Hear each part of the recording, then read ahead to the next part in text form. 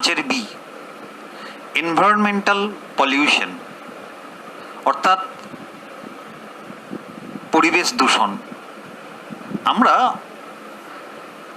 দূষণের সংজ্ঞা জানি, আমরা দূষণ সম্পর্কে আমাদের কি নলেজ আছে সেটা একটু বুঝি। আমরা সবাই জানি যে কোনো প্রাকৃতিক বা মনুষ্য সৃষ্ট কোনো কারণে পরিবেশের বহিরাগত কোনো জৈব বা অজৈব বা কোনো তেজস্ক্রিয় বস্তু যদি পরিবেশে অনুপ্রবেশ ঘটে, তার ফলে অথবা পরিবেশের জল, স্থল, বায়ু, তার ভৌত রাসায়নিক জৈব বৈশিষ্ট্যের যদি কোনো পরিবর্তন হয়, তার ফলস্বরূপ মানুষ, তার সঙ্গে অন্যান্য জীব, তার সুস্থ স্বাভাবিক জীবন ধারণ করা যদি অসম্ভব হয়ে ওঠে, তখন আমরা পরিবেশের সেই অবাঞ্ছিত যে পরিবর্তন, তাকে আমরা বলি দূষণ বা পলিউশন। তাহলে শব্দটা ইউজ করেছি কিছু ভৌত রাসায়নিক জৈব বৈশিষ্ট্যের পরিবর্তন, যা মানুষ সহ অন্যান্য জীবদের সুস্থ স্বাভাবিক জীবনযাপনের পরিপন্থী হয়ে ওঠে। অবাঞ্ছিত বস্তু, সেই সকল অজৈব জৈব পদার্থের উপস্থিতিতে পরিবেশের অনভিপ্রেত পরিবর্তন যে সৃষ্টি হয়, যার জন্য কিনা জীবকুলের ক্ষতি সাধন হয়, সেই সকল অজৈব জৈব পদার্থগুলোকে আমরা বলি দূষক পদার্থ, পলিউট্যান্টস। এই যে দূষক বাস্তুতন্ত্রে ভঙ্গুরতার ভিত্তিতে দুই প্রকার। একটাকে বলছে নন বায়োডিগ্রেডেবল পলিউটেন্ট, অক্ষয়িষ্ণু বা জৈব অভঙ্গুর। আর একটা হলো বায়োডিগ্রেডেবল, ক্ষয়িষ্ণু বা জৈব ভঙ্গুর। অর্থাৎ যারা জৈব অভঙ্গুর, নন বায়োডিগ্রেডেবল পলিউটেন্ট, তারা কি? তারা এমন পদার্থ পরিবেশের বিভিন্ন বিয়োজকের প্রভাবে আদৌ ধ্বংস হয় না বা অতি ধীর গতিতে ধ্বংস হয়। তার মানে দূষক বস্তুগুলো পরিবেশে নিক্ষিপ্ত হলে একদম পরিবর্তিত হবে না, বা হলেও সামান্য হবে। যেমন DDT, dichloro diphenyl trichloroethane, BHC, benzene hexachloride, gammaxene, polythene. These are the components, these are the pollutants that are not at all changed in the soil and in the atmosphere, remain as it is.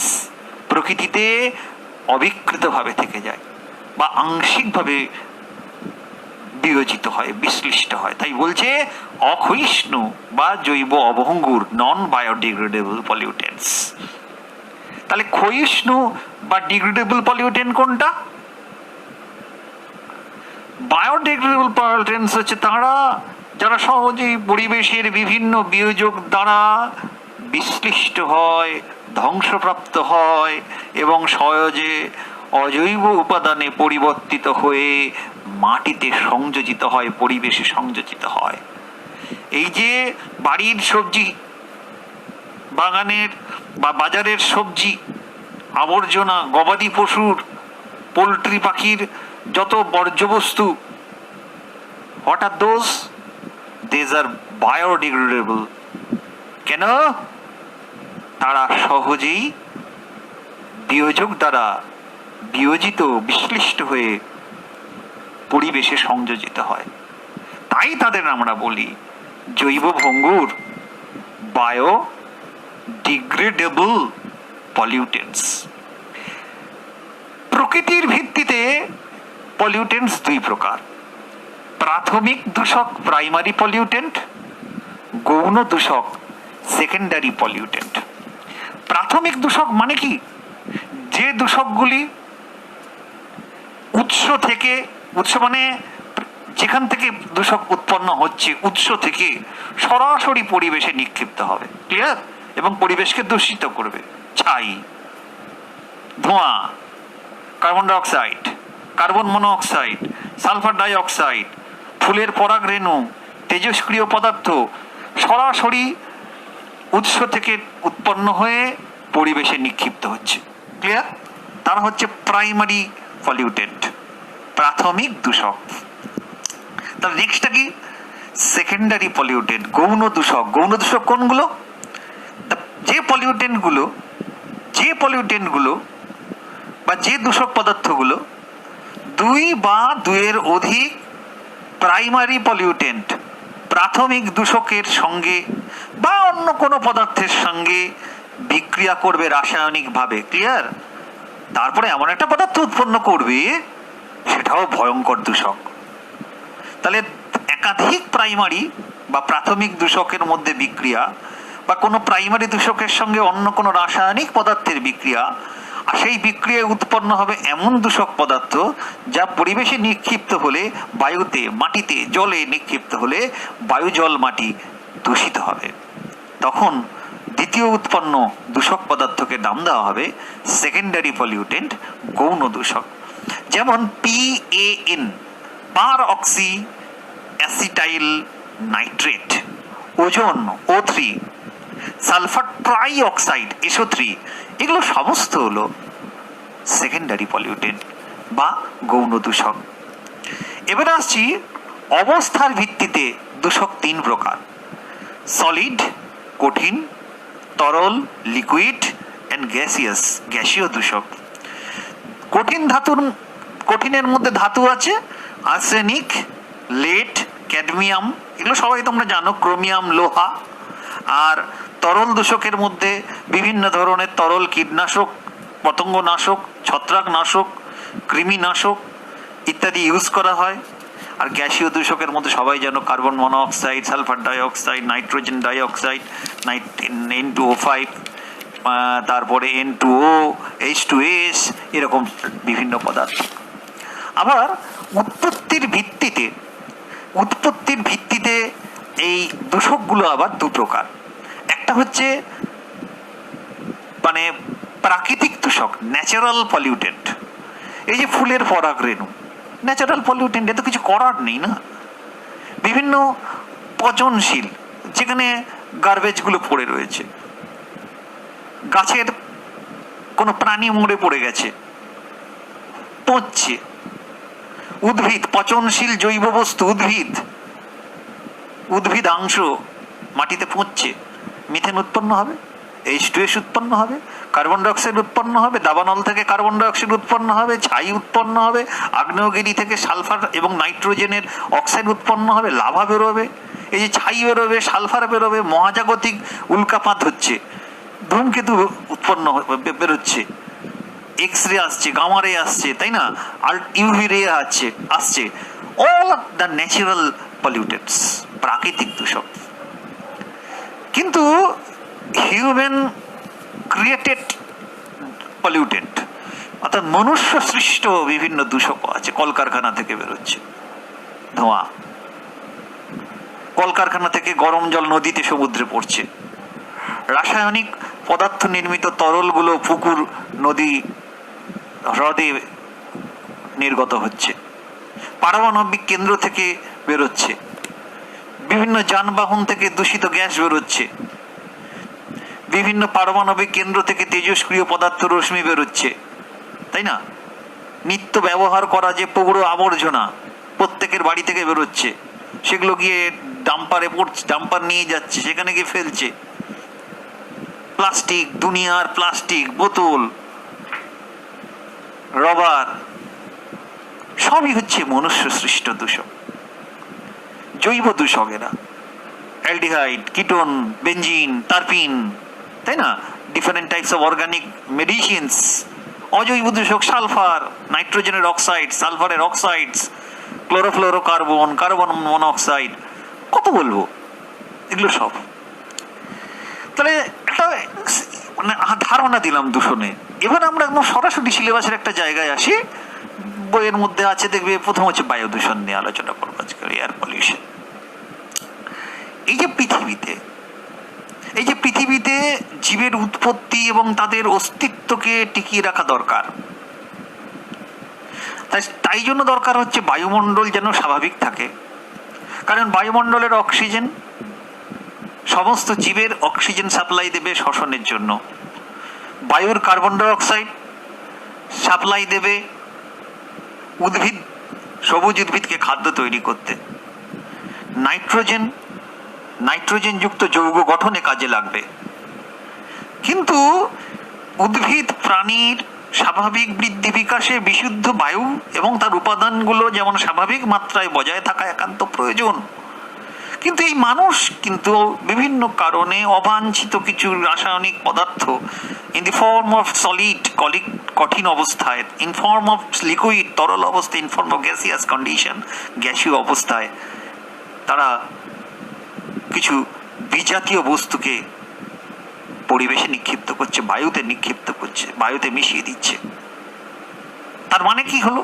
বায়ুর যে স্বাভাবিক উপাদানের ভারসাম্য সেটা কিন্তু বিঘ্নিত হয়ে গেল, তাই না? এবং একটা চরম সহনশীল মাত্রা অতিক্রম করলো। সেখানে সুস্বাভাবিকভাবে মানুষ বেঁচে থাকার পরিপন্থী হয়ে উঠল।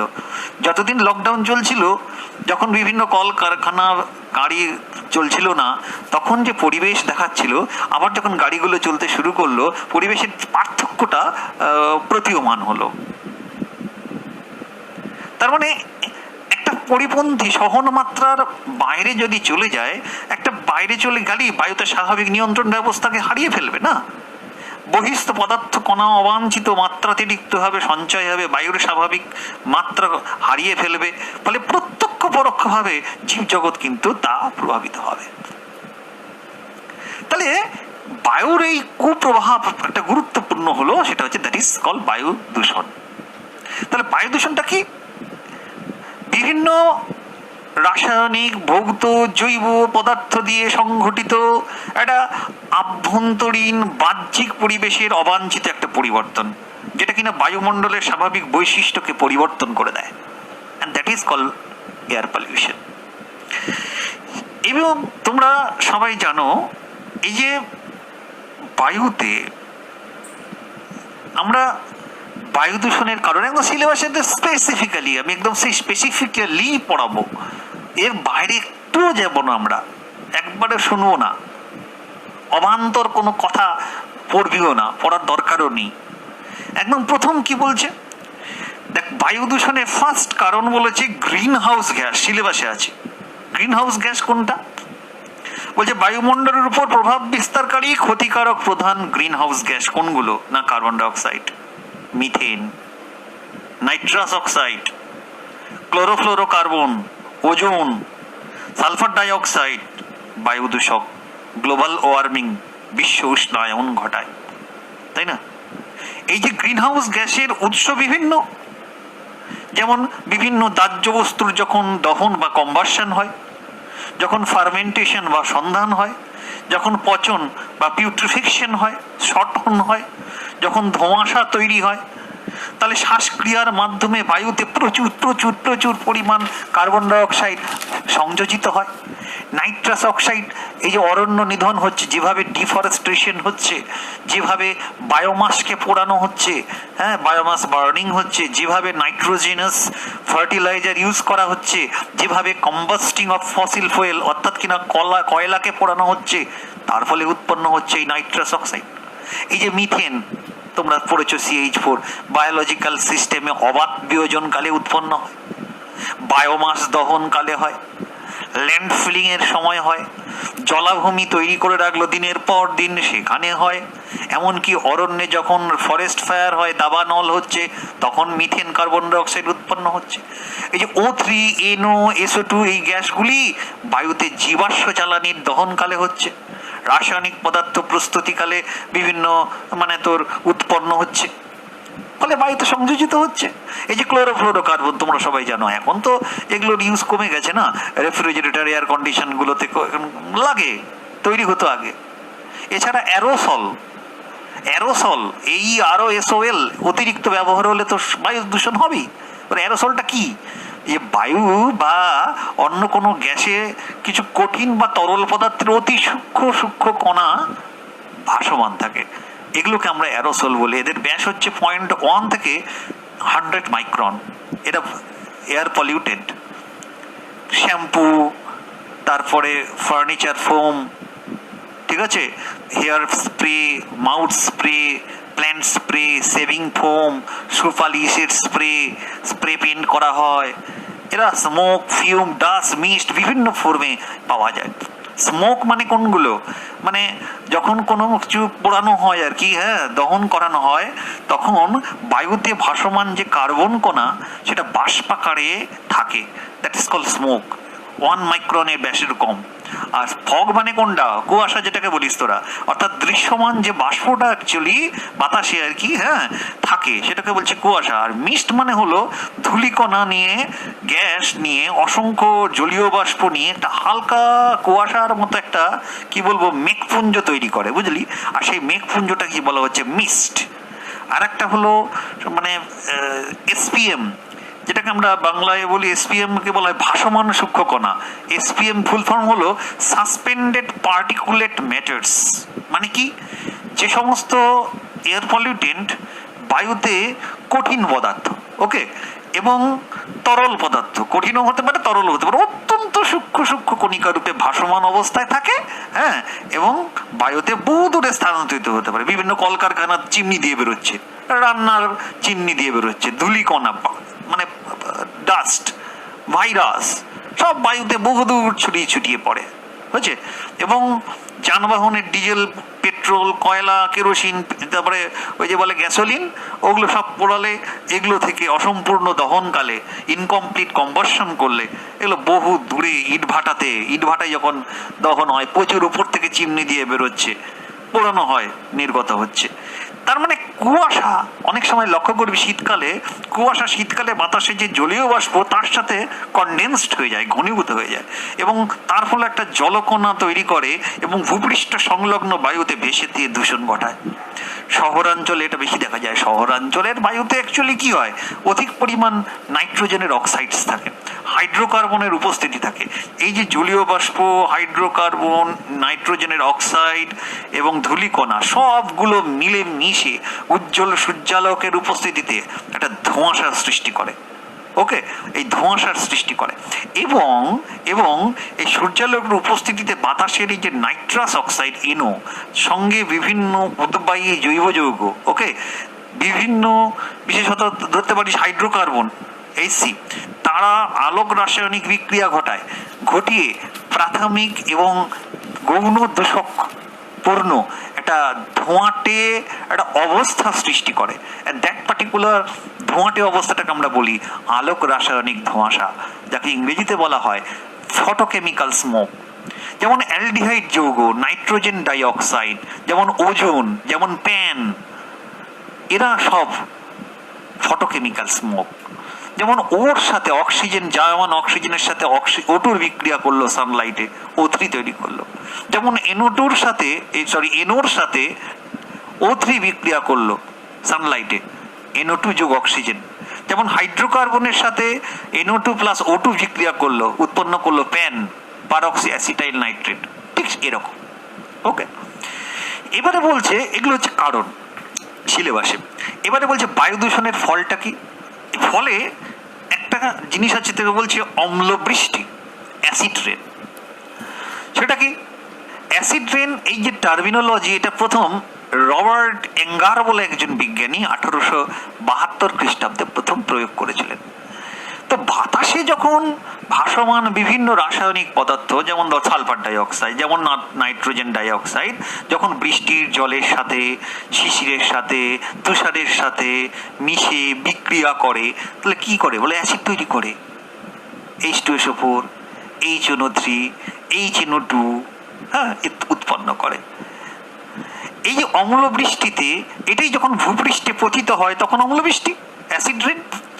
অ্যাসিড রেনে 60 থেকে 70% হচ্ছে H2SO4, 30 থেকে 40% হচ্ছে HNO3, বাকি HCl।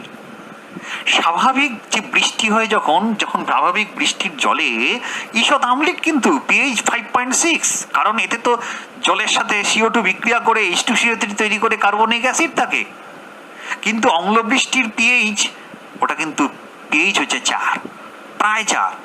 তাই মনুষ্য সৃষ্ট কারণই কিন্তু এই বায়ু দূষণটা হয়, অর্থাৎ অ্যাসিড রেনটা হয়।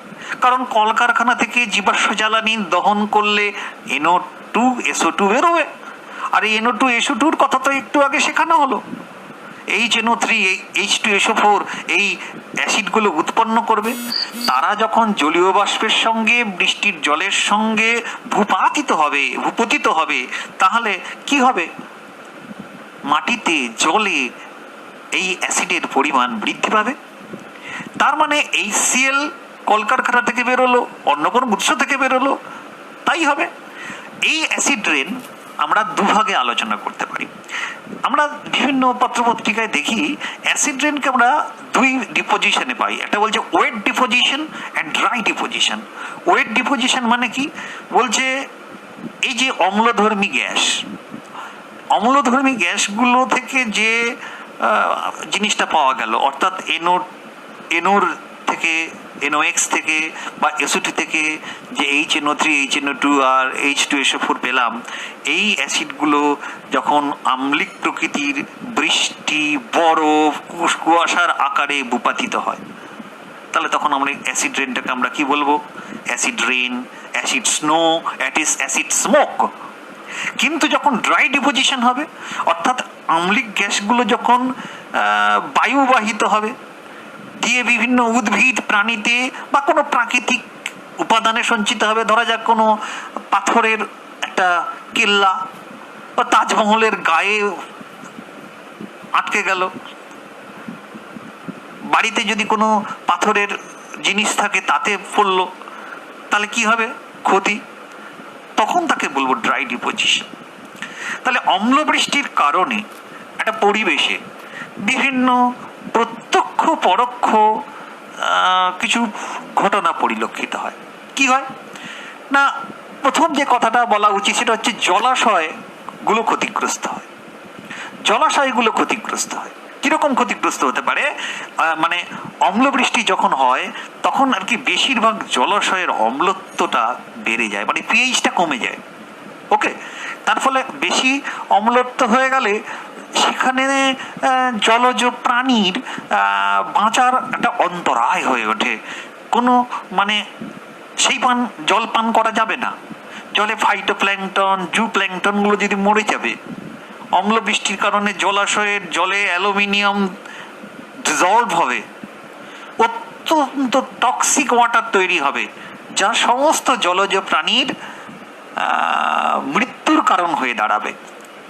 তাই ব্যাকটেরিয়া, নীলাভ সবুজ শ্যাওলা, হ্যাঁ, এই যে জিনিসগুলো, এই যে সবুজগুলো, এগুলো সব মরে যাবে।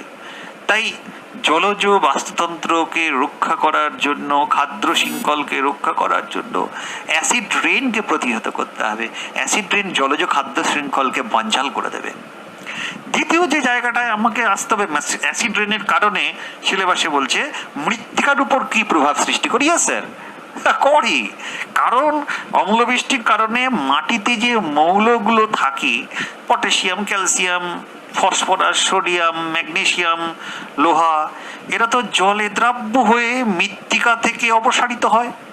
ফলে মাটির উর্বরতা শক্তি নষ্ট হয়ে যাবে অ্যাসিডের প্রভাবে। কারণ মৃত্তিকার স্থিতে যে অণুজীবরা, মাইক্রোবসরা, আর তারাই তো মরে যাবে না। তারা যদি মরে যায় তাহলে কি করে সম্ভব হবে? তারা মরে গেলে চলবে? অণুজীব মরে গেলে তো বিয়োজন প্রক্রিয়া ব্যাহত হবে, তাদের শরীরের থেকে নির্গত উৎসেচকের নিষ্ক্রিয়তা তৈরি হবে। তার ফলে অম্লবৃষ্টির কারণে অম্লত্ব বৃদ্ধি করলে আম্লিক মাটিতে বিভিন্ন ধরনের সবচেয়ে ভয়ঙ্কর জানিস, ক্যাডমিয়াম সহজেই শোষণ করে নেবে উদ্ভিদ। আর ক্যাডমিয়াম যদি উচ্চ গাঢ়ত্বে উদ্ভিদে থাকে, এমনকি প্রাণীর শরীরেও সেটাকে উদ্ভিদের থেকে ঢোকে বা উদ্ভিদের থেকে অন্যান্য সোর্স দিয়ে মানুষের শরীরে ঢোকে, প্রচণ্ড ক্ষতি। লেগুমিনেসি গোত্রের যারা উদ্ভিদ, তাদের যে নডিউলস মানে অর্বুদ সহ ব্যাকটেরিয়াগুলো নষ্ট হলে নাইট্রোজেন ফিক্সেশন ক্যাপাবিলিটি, নাইট্রোজেন সংবন্ধন করার ক্ষমতাটাও কমে যাবে। এই অম্লবৃষ্টির প্রভাবে উদ্ভিদের উপরও একটা প্রভাব আছে। যেমন কি এই যে গাছপালা, পাতা নষ্ট হয়ে যাবে, তো কন্টিনিউয়াস অ্যাসিড রেন যদি পড়ে, ক্লোরোফিল নষ্ট হয়ে যাবে, কৃষির জমির ফসল নষ্ট হয়ে যাবে, খাদ্যশস্য ধ্বংস হয়ে যাবে, বনাঞ্চল ক্ষেতের মানে জমির পর জমির বনাঞ্চল নষ্ট হয়ে যাবে।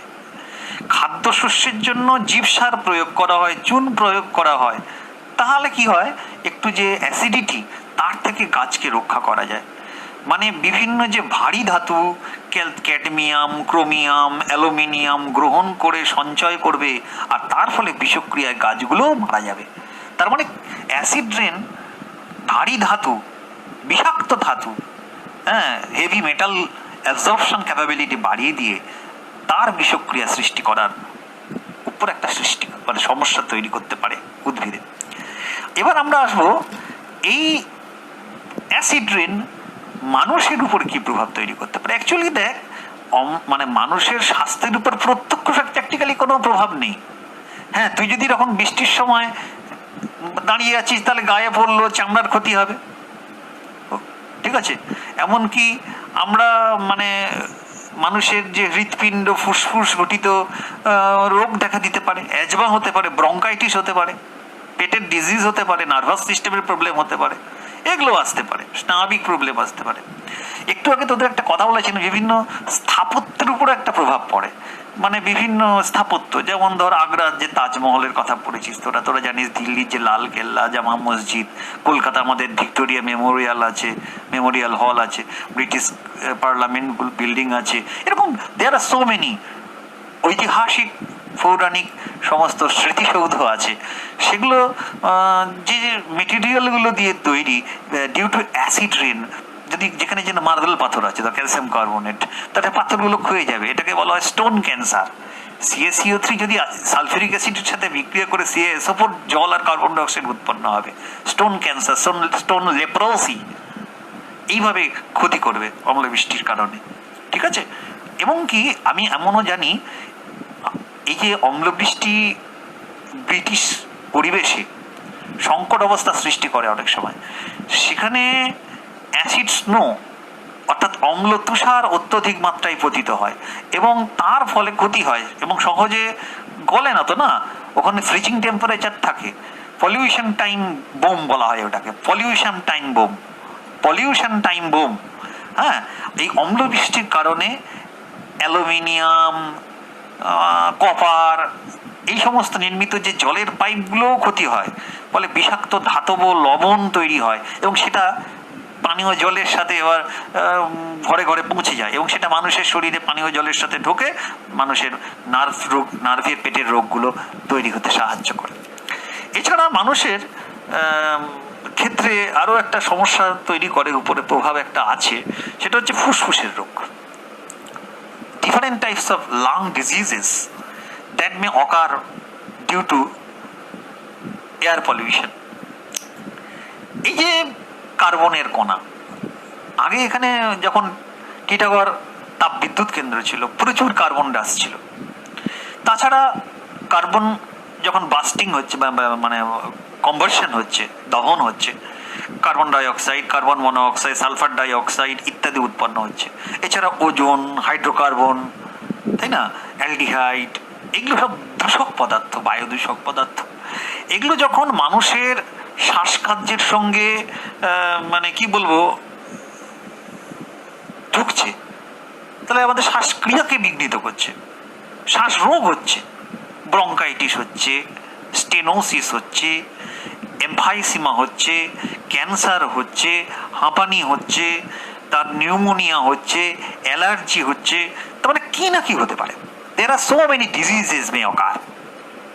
এই যে যেমন ধর hydrocarbon, in combustion of hydrocarbon in automobiles, গাড়ি ঘোড়ার যখন পেট্রোল ডিজেলগুলো পড়ে ইনকমপ্লিট কম্বাসনের ফলে উৎপন্ন যে হাইড্রোকার্বন ওজোন গ্যাস উৎপাদন সক্রিয়তাটাকে বাড়িয়ে দেয়।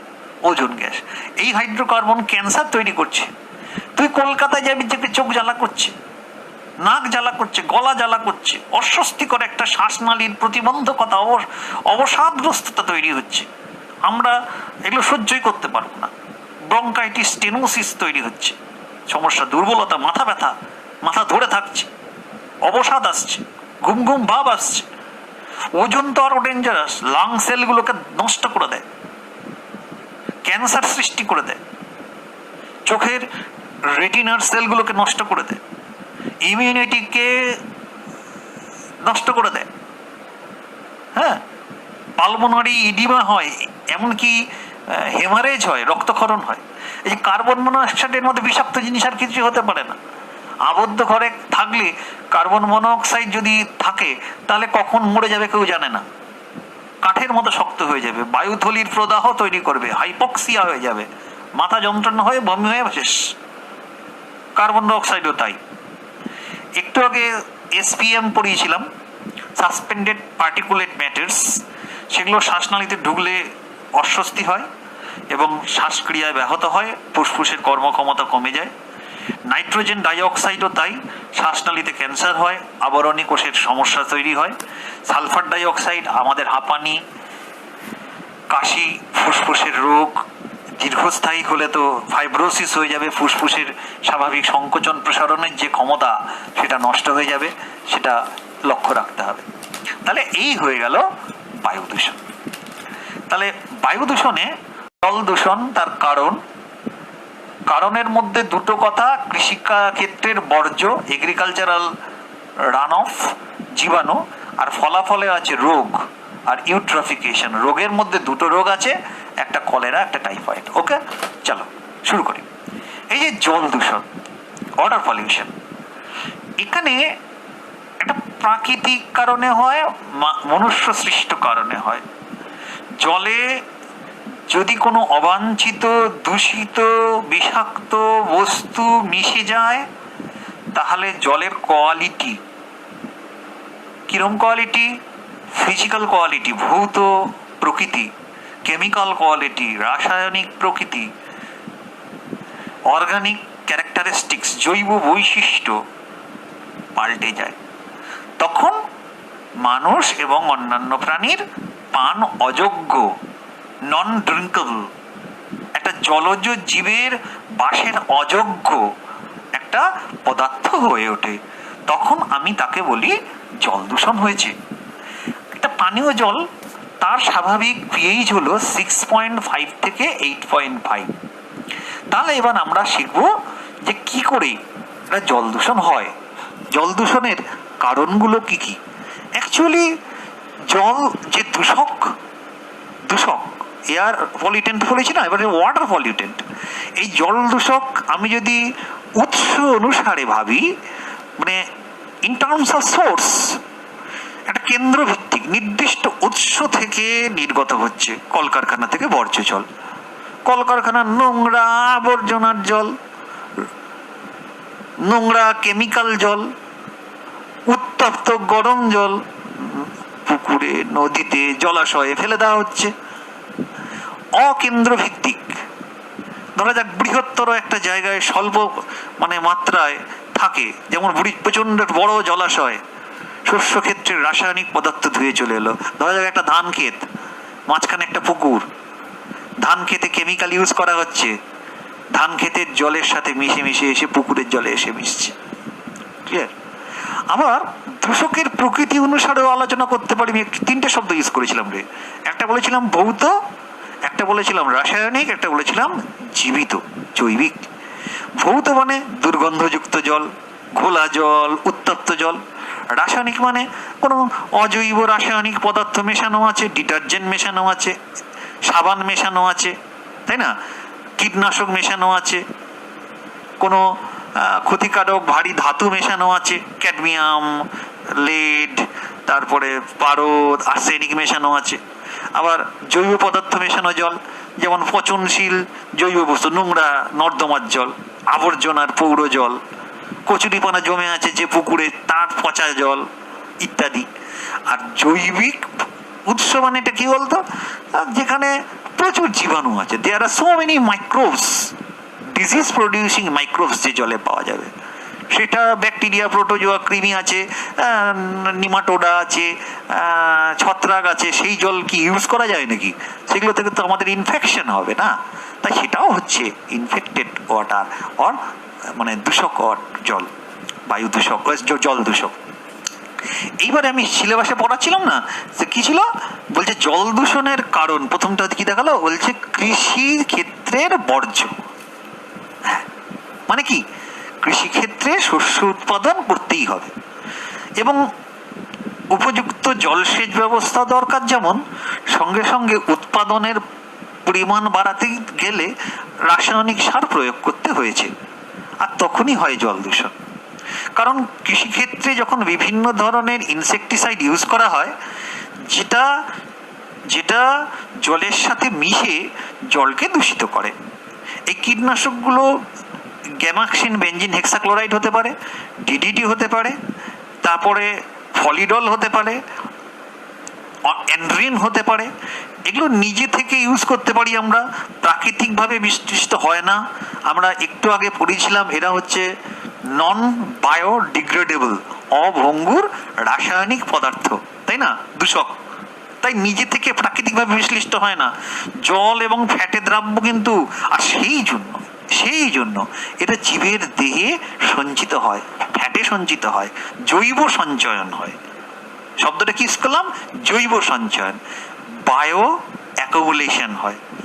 খাদ্য শৃঙ্খলের প্রত্যেকটা পুষ্টি স্তরে, ধর উদ্ভিদে জমা হলো, প্রডিউসার, উৎপাদক, প্রাথমিক খাদকে শরীরে যাবে, সেখান থেকে গৌণ, প্রগৌণ, সর্বোচ্চ শ্রেণীর খাদকে যাবে, থ্রু ফুড চেইন। প্রতিটি পুষ্টি স্তরের দূষকগুলি ক্রমান্বয়ে ক্রমবর্ধমান মাত্রায় সঞ্চিত হবে। এটাকে আমরা বলবো জৈব বিবর্ধন, biomagnification, bioaccumulation, biomagnification. এই যে কৃষিক্ষেত্রে শস্যাদির উৎপাদনশীলতা বৃদ্ধির জন্য আমাদের হার্বিসাইড ইউজ করতে হয়, আগাছানাশক। তোমরা 2,4-D MCPA পড়েছো। আমরা ছত্রাকনাশক, ফাঙ্গিসাইড ইউজ করি। এগুলো কিন্তু অতিরিক্ত ব্যবহার করার ফলে জলাশয় দূষিত হচ্ছে,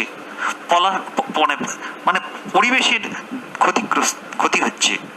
ব্যাপক হারে এরকম রাসায়নিক সার যদি আমরা ব্যবহার করি এবং সেটা যদি বৃষ্টির জলের সঙ্গে জলাশয়ের জলের সাথে সংমিশ্রিত হয়, এবং সেটা তাহলে কি হবে বলতো, জলাশয়ের যে শ্যাওলা আছে না, জলাশয়ে যে মশ আছে না, তাদের পুষ্টি অর্থাৎ ফসফেটের পরিমাণ বেড়ে যাওয়ার ফলে এদের অতি দ্রুত হারে বৃদ্ধি ঘটবে, আর এদের শ্বসন হার অত্যন্ত বেশি হওয়ার ফলে জলে দ্রাব্য অক্সিজেন অর্থাৎ dissolved oxygen in water diminish করবে, কমে যাবে।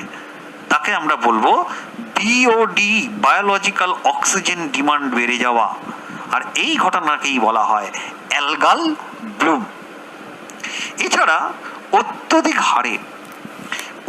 হারে যদি নাইট্রোজেন বা ফসফরাস ঘটিত সার আমরা ইউজ করি কৃষিক্ষেত্রে, তাহলে আর এক বিষক্রিয়া জলে, এতে জলজ প্রাণীগুলো ভুগে যাওয়ার সম্ভাবনা, জলজ উদ্ভিদ প্রাণীর মৃত্যুর সম্ভাবনা দেখা যাবে।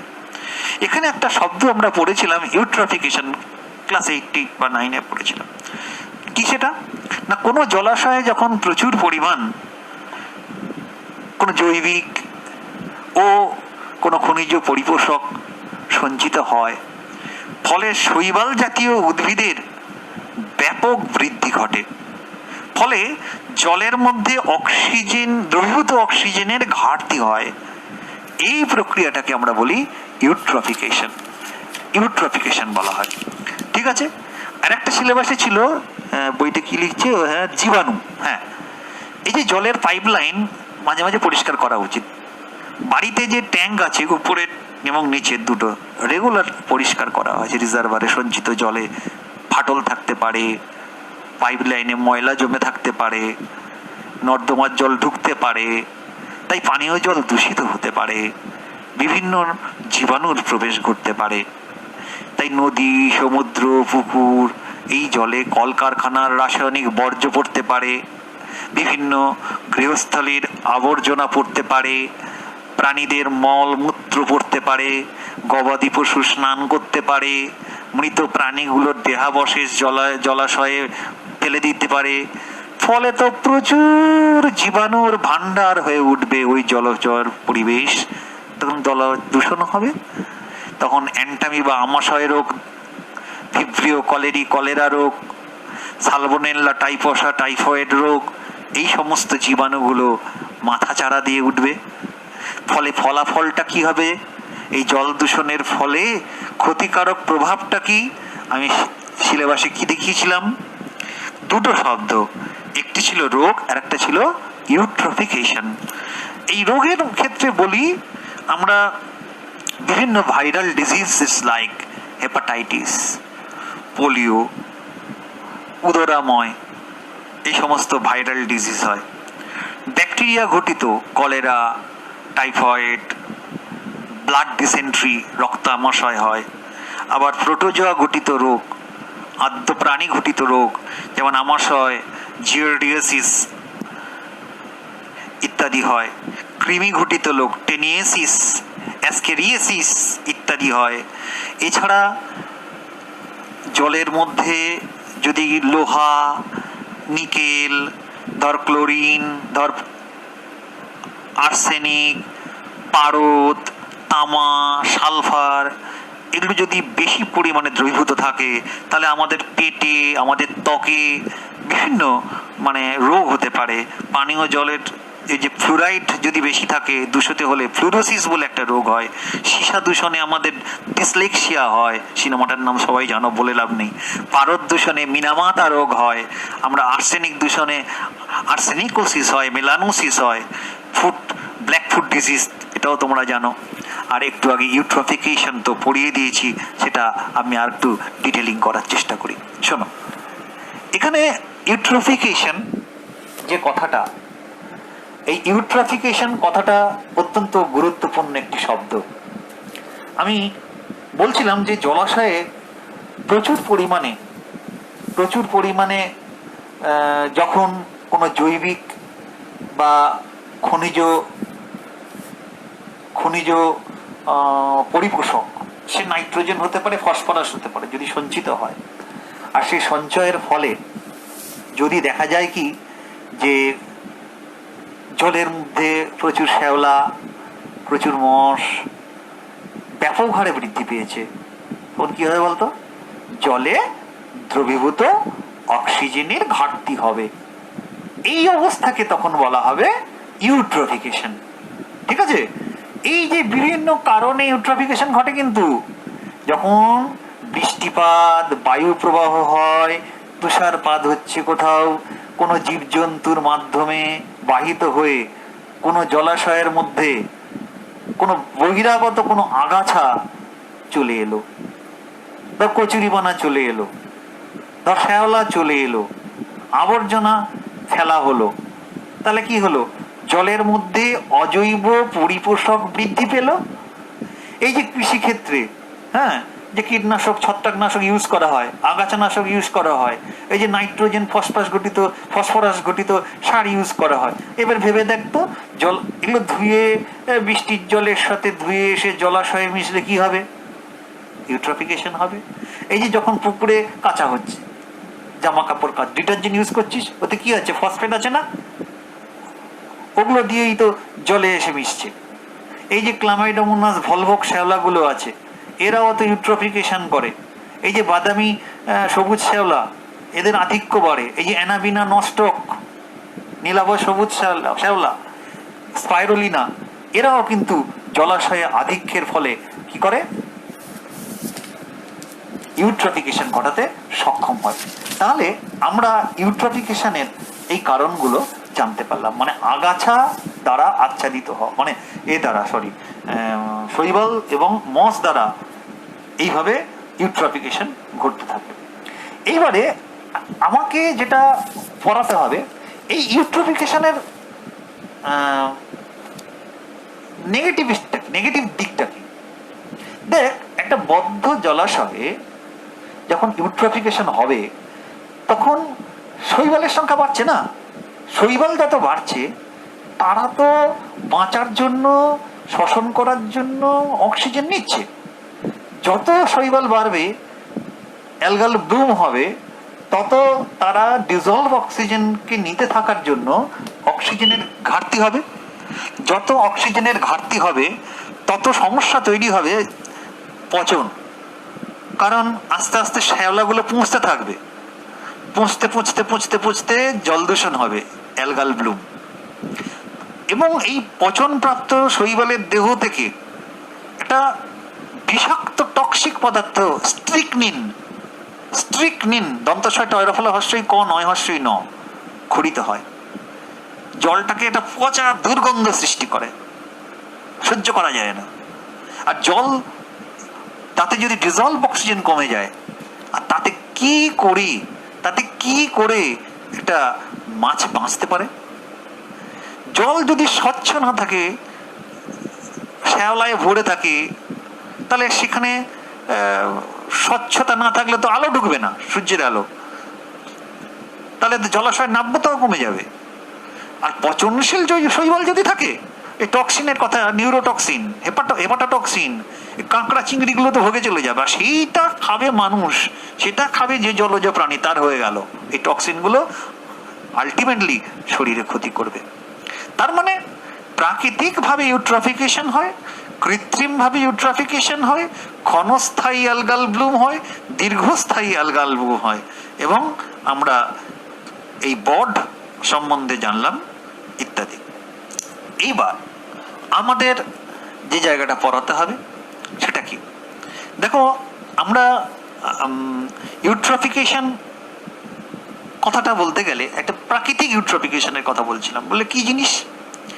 দেখো, একটা যখন বায়ু প্রবাহ চলে, বৃষ্টিপাত হয়, তুষারপাত হয়, এক্ষুনি বলা হচ্ছিল, জীবজন্তুর মাধ্যমে যখন বাহিত হয়ে জলাশয়ের বাইরে সৃষ্ট কোনো পুষ্টি পদার্থ, আমি বলছিলাম কি, নাইট্রোজেন এবং ফসফরাস ঘটিত জলাশয়ে মুক্ত হয় এবং জলজ শৈবালের আধিক্য বৃদ্ধি করে দেয়। It is natural eutrophication. কিন্তু আরেকটা হচ্ছে আর্টিফিশিয়াল ইউট্রফিকেশন হতে পারে। আর্টিফিশিয়াল মানে যে কৃত্রিমভাবে, যখন কোনো ঘর বাড়ি শিল্প কারখানা থেকে জল বেরোচ্ছে, ঠিক আছে, কৃষিক্ষেত্রে যখন সার প্রয়োগ, এক্ষুনি বলা হচ্ছিল বায়ু দূষণের বৃদ্ধি কারণে জলাশয়ের শৈবালের আধিক্য হচ্ছে, দ্যাট ইজ কল্ড আর্টিফিশিয়াল, কৃত্রিম। এই যে অ্যালগাল ব্লুম, এটা মানে ক্ষণস্থায়ী হতে পারে, দীর্ঘস্থায়ী হতে পারে। যেমন ধর, যদি মানে ইউগ্লিনা, ক্ল্যামাইডোমোনাস, ভলভক্স, এই শ্যাওলাগুলো ইউট্রফিকেশন যদি হয়, তখন সেটা বলছে ক্ষণস্থায়ী। বললো এক্ষেত্রে জলটা লালচে বাদামি, সবুজ বাদামি একটা রং তৈরি হবে। কিন্তু অ্যানাবিনা, নস্টক, স্পাইরুলিনা যে জলাশয়ে জন্মাবে, অধিক যদি জন্মায়, সেটা যদি দীর্ঘস্থায়ী ইউট্রফিকেশনের সৃষ্টি করে এবং মানে এমন একটা উপরিভাগে স্তর তৈরি করে দেবে, সূর্যের আলো গভীরে প্রবেশ করতে পারবে না, পার্মানেন্ট অ্যালগাল ব্লুম তৈরি করবে। ঠিক আছে, এবার আমি একটা ডেফিনিশন বলবো, সেটা হচ্ছে বিওডি, বায়োলজিক্যাল অক্সিজেন ডিমান্ড। বলছে বিভিন্ন দূষকের উপস্থিতির ফলে জলাশয়ে ব্যাকটেরিয়ার বৃদ্ধি ঘটে, ফলে ওই সকল ব্যাকটেরিয়া বিভিন্ন জৈব যৌগকে বিজারিত করে এবং জলে অক্সিজেনের মাত্রা হ্রাস পাওয়ার কারণে জলে অক্সিজেনের চাহিদা বৃদ্ধি পায়। একে বিওডি বলে। ঠিক আছে, এখানে আমরা আজকে দেখো, আমরা সিলেবাসটা খুলেই দেখছি, আজকে আমরা 5-এর বিয়ের কতটা পড়লাম। আমরা আলোচনায় দূষণের ধারণাটা দিলাম, ধারণাটা দিতে গিয়ে ভৌত, রাসায়নিক, জৈবিক, অনাকাঙ্ক্ষিত পরিবর্তন যেগুলো সমস্ত আলোচনা করেছি, করে বায়ু দূষক আর জল দূষণ পড়েছি। আর মাটি দূষণ বা মৃত্তিকা দূষণ, সয়েল পলিউশন নিয়ে আলোচনা করব। আমরা জানি যে মানুষের দৈনন্দিন স্বাভাবিক কিছু ক্রিয়াকলাপের মাধ্যমে এমন কিছু দূষক পদার্থ, যেমন প্লাস্টিক, রাসায়নিক সার, কীটনাশক, দৈনন্দিন গৃহস্থালির বিভিন্ন আবর্জনা, সঙ্গে কিছু ব্যাকটেরিয়া, ভাইরাস, প্রোটোজোয়া, কৃমি, এগুলো সব মাটির মধ্যে মিশে যায় এবং ভূপৃষ্ঠের ওপরে মাটির যে স্তর আছে না, তাতে বিভিন্ন ভৌত, রাসায়নিক এবং জৈবিক বৈশিষ্ট্যের কিছু অবাঞ্ছিত, কিছু ক্ষতিকারক পরিবর্তন বা ক্ষয় সম্পন্ন করে। তখন আমরা বলি মাটি দূষিত হয়েছে। তার মানে কি, এই যে প্লাস্টিক পলিউশন, এই যে রাসায়নিক সার, কীটনাশক ইউজ করা, দৈনন্দিন গৃহস্থালির আবর্জনাগুলোকে ফেলে দেওয়া, ব্যাকটেরিয়াল, ভাইরাল, প্রোটোজোয়াল এবং হেলমিন্থ মানে কৃমি মাটিতে মিশে যাওয়া, সমস্ত কিন্তু মাটির চরিত্রকে বদল করে দেয়, মাটির স্বাভাবিক চরিত্রের একটা অবাঞ্ছিত পরিবর্তন আনে। সেটা ভৌত পরিবর্তন, রাসায়নিক পরিবর্তন বা জৈবিক বৈশিষ্ট্যের পরিবর্তন বলা যেতে পারে, আর তার মাধ্যমে মাটির দূষণ হতে থাকে। আমাদের যে সিলেবাসটা আছে, সেই সিলেবাসে আমি দেখছিলাম মাটি দূষণের ক্ষেত্রে কারণ জীবাণু এবং রাসায়নিক সার, রাসায়নিক পদার্থ, তাতে ব্র্যাকেটে লেখা আছে সার, কীটনাশক, আগাছানাশক, আর ফলাফলে বলা হচ্ছে মানুষের উপর প্রভাব সরাসরি মাটির সাথে সঙ্গে স্পর্শ বা প্রশ্বাসের মাধ্যমে মাটির দূষকের দেহে প্রবেশ, তারপরে লেখা আছে জীব বিবর্ধন। তাহলে আমি সেই পয়েন্টগুলো ধরে ধরে একদম ক্ল্যারিফাই করি বা আলোচনা করি। দেখো, ব্যাপারটা হলো, ফার্স্ট পয়েন্টটা ছিল যে what are the reasons behind soil pollution, অর্থাৎ মাটি দূষণের কারণগুলো কি কি। ফার্স্ট পয়েন্টটা লিখছি কি, সিলেবাসে কি বললো না, জীবাণু। এই যে মাটি, তাতে তো বিভিন্ন শিল্পজাত বর্জ্য পড়ে, অনেক প্রাণী মরে যায়, সেই মৃতদেহ, প্রাণীর পচা গলা দেহ, সেটাও মাটিতেই কিন্তু পড়ে। আমাদের বাড়ির প্রত্যেকের দৈনন্দিন যে সমস্ত গৃহস্থালির আবর্জনাগুলো, সেগুলো আমরা মাটিতে নিক্ষিপ্ত করি, আর সেখানেই কিন্তু জীবাণুর বেড়ে যায়, ব্যাকটেরিয়া হয়, ছত্রাক হয়, শ্যাওলা হয়, ভাইরাস হয়, প্রোটোজোয়া হয়, বিভিন্ন কৃমি জন্মায়। আবার আমরা সবাই জানি হাসপাতাল বর্জ্য, অর্থাৎ বিভিন্ন হাসপাতাল থেকে যে বর্জ্যগুলো, যেমন রোগীর ব্যবহার করা তুলো, গজ, সিরিঞ্জ, তার অপারেশনের পর পরিত্যক্ত অঙ্গ, তার যন্ত্রপাতি, ব্লাড, মুজ, এখন পিপি, সেই ড্রেস, ডিসপোজেবল ড্রেসগুলো, গ্লাভস, এরা নন বায়োডিগ্রেডেবল, অর্থাৎ মাটির সাথে মিশ্রিত হয় না। ফলে মাটির মধ্যে এই হাসপাতাল বর্জ্যগুলো দিনের পর দিন মিশে যাচ্ছে, ফলে মৃত্তিকা দূষণ হচ্ছে।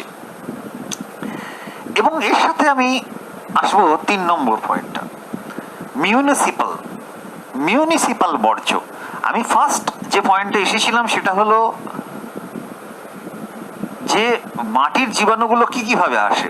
ফার্স্ট হচ্ছে হসপিটাল ওয়েস্ট, দ্বিতীয়টা বলছি আমি মিউনিসিপাল বর্জ্য, অর্থাৎ পৌর সংস্থা থেকে উৎপন্ন বিভিন্ন বর্জ্য আবর্জনা, বিভিন্ন মানুষ এবং বিভিন্ন প্রাণী, যেখানে তোর ধর গোশালা আছে, যেখানে ঘোড়া থাকে, যেখানে হাতি থাকে, তাদের মলমূত্র,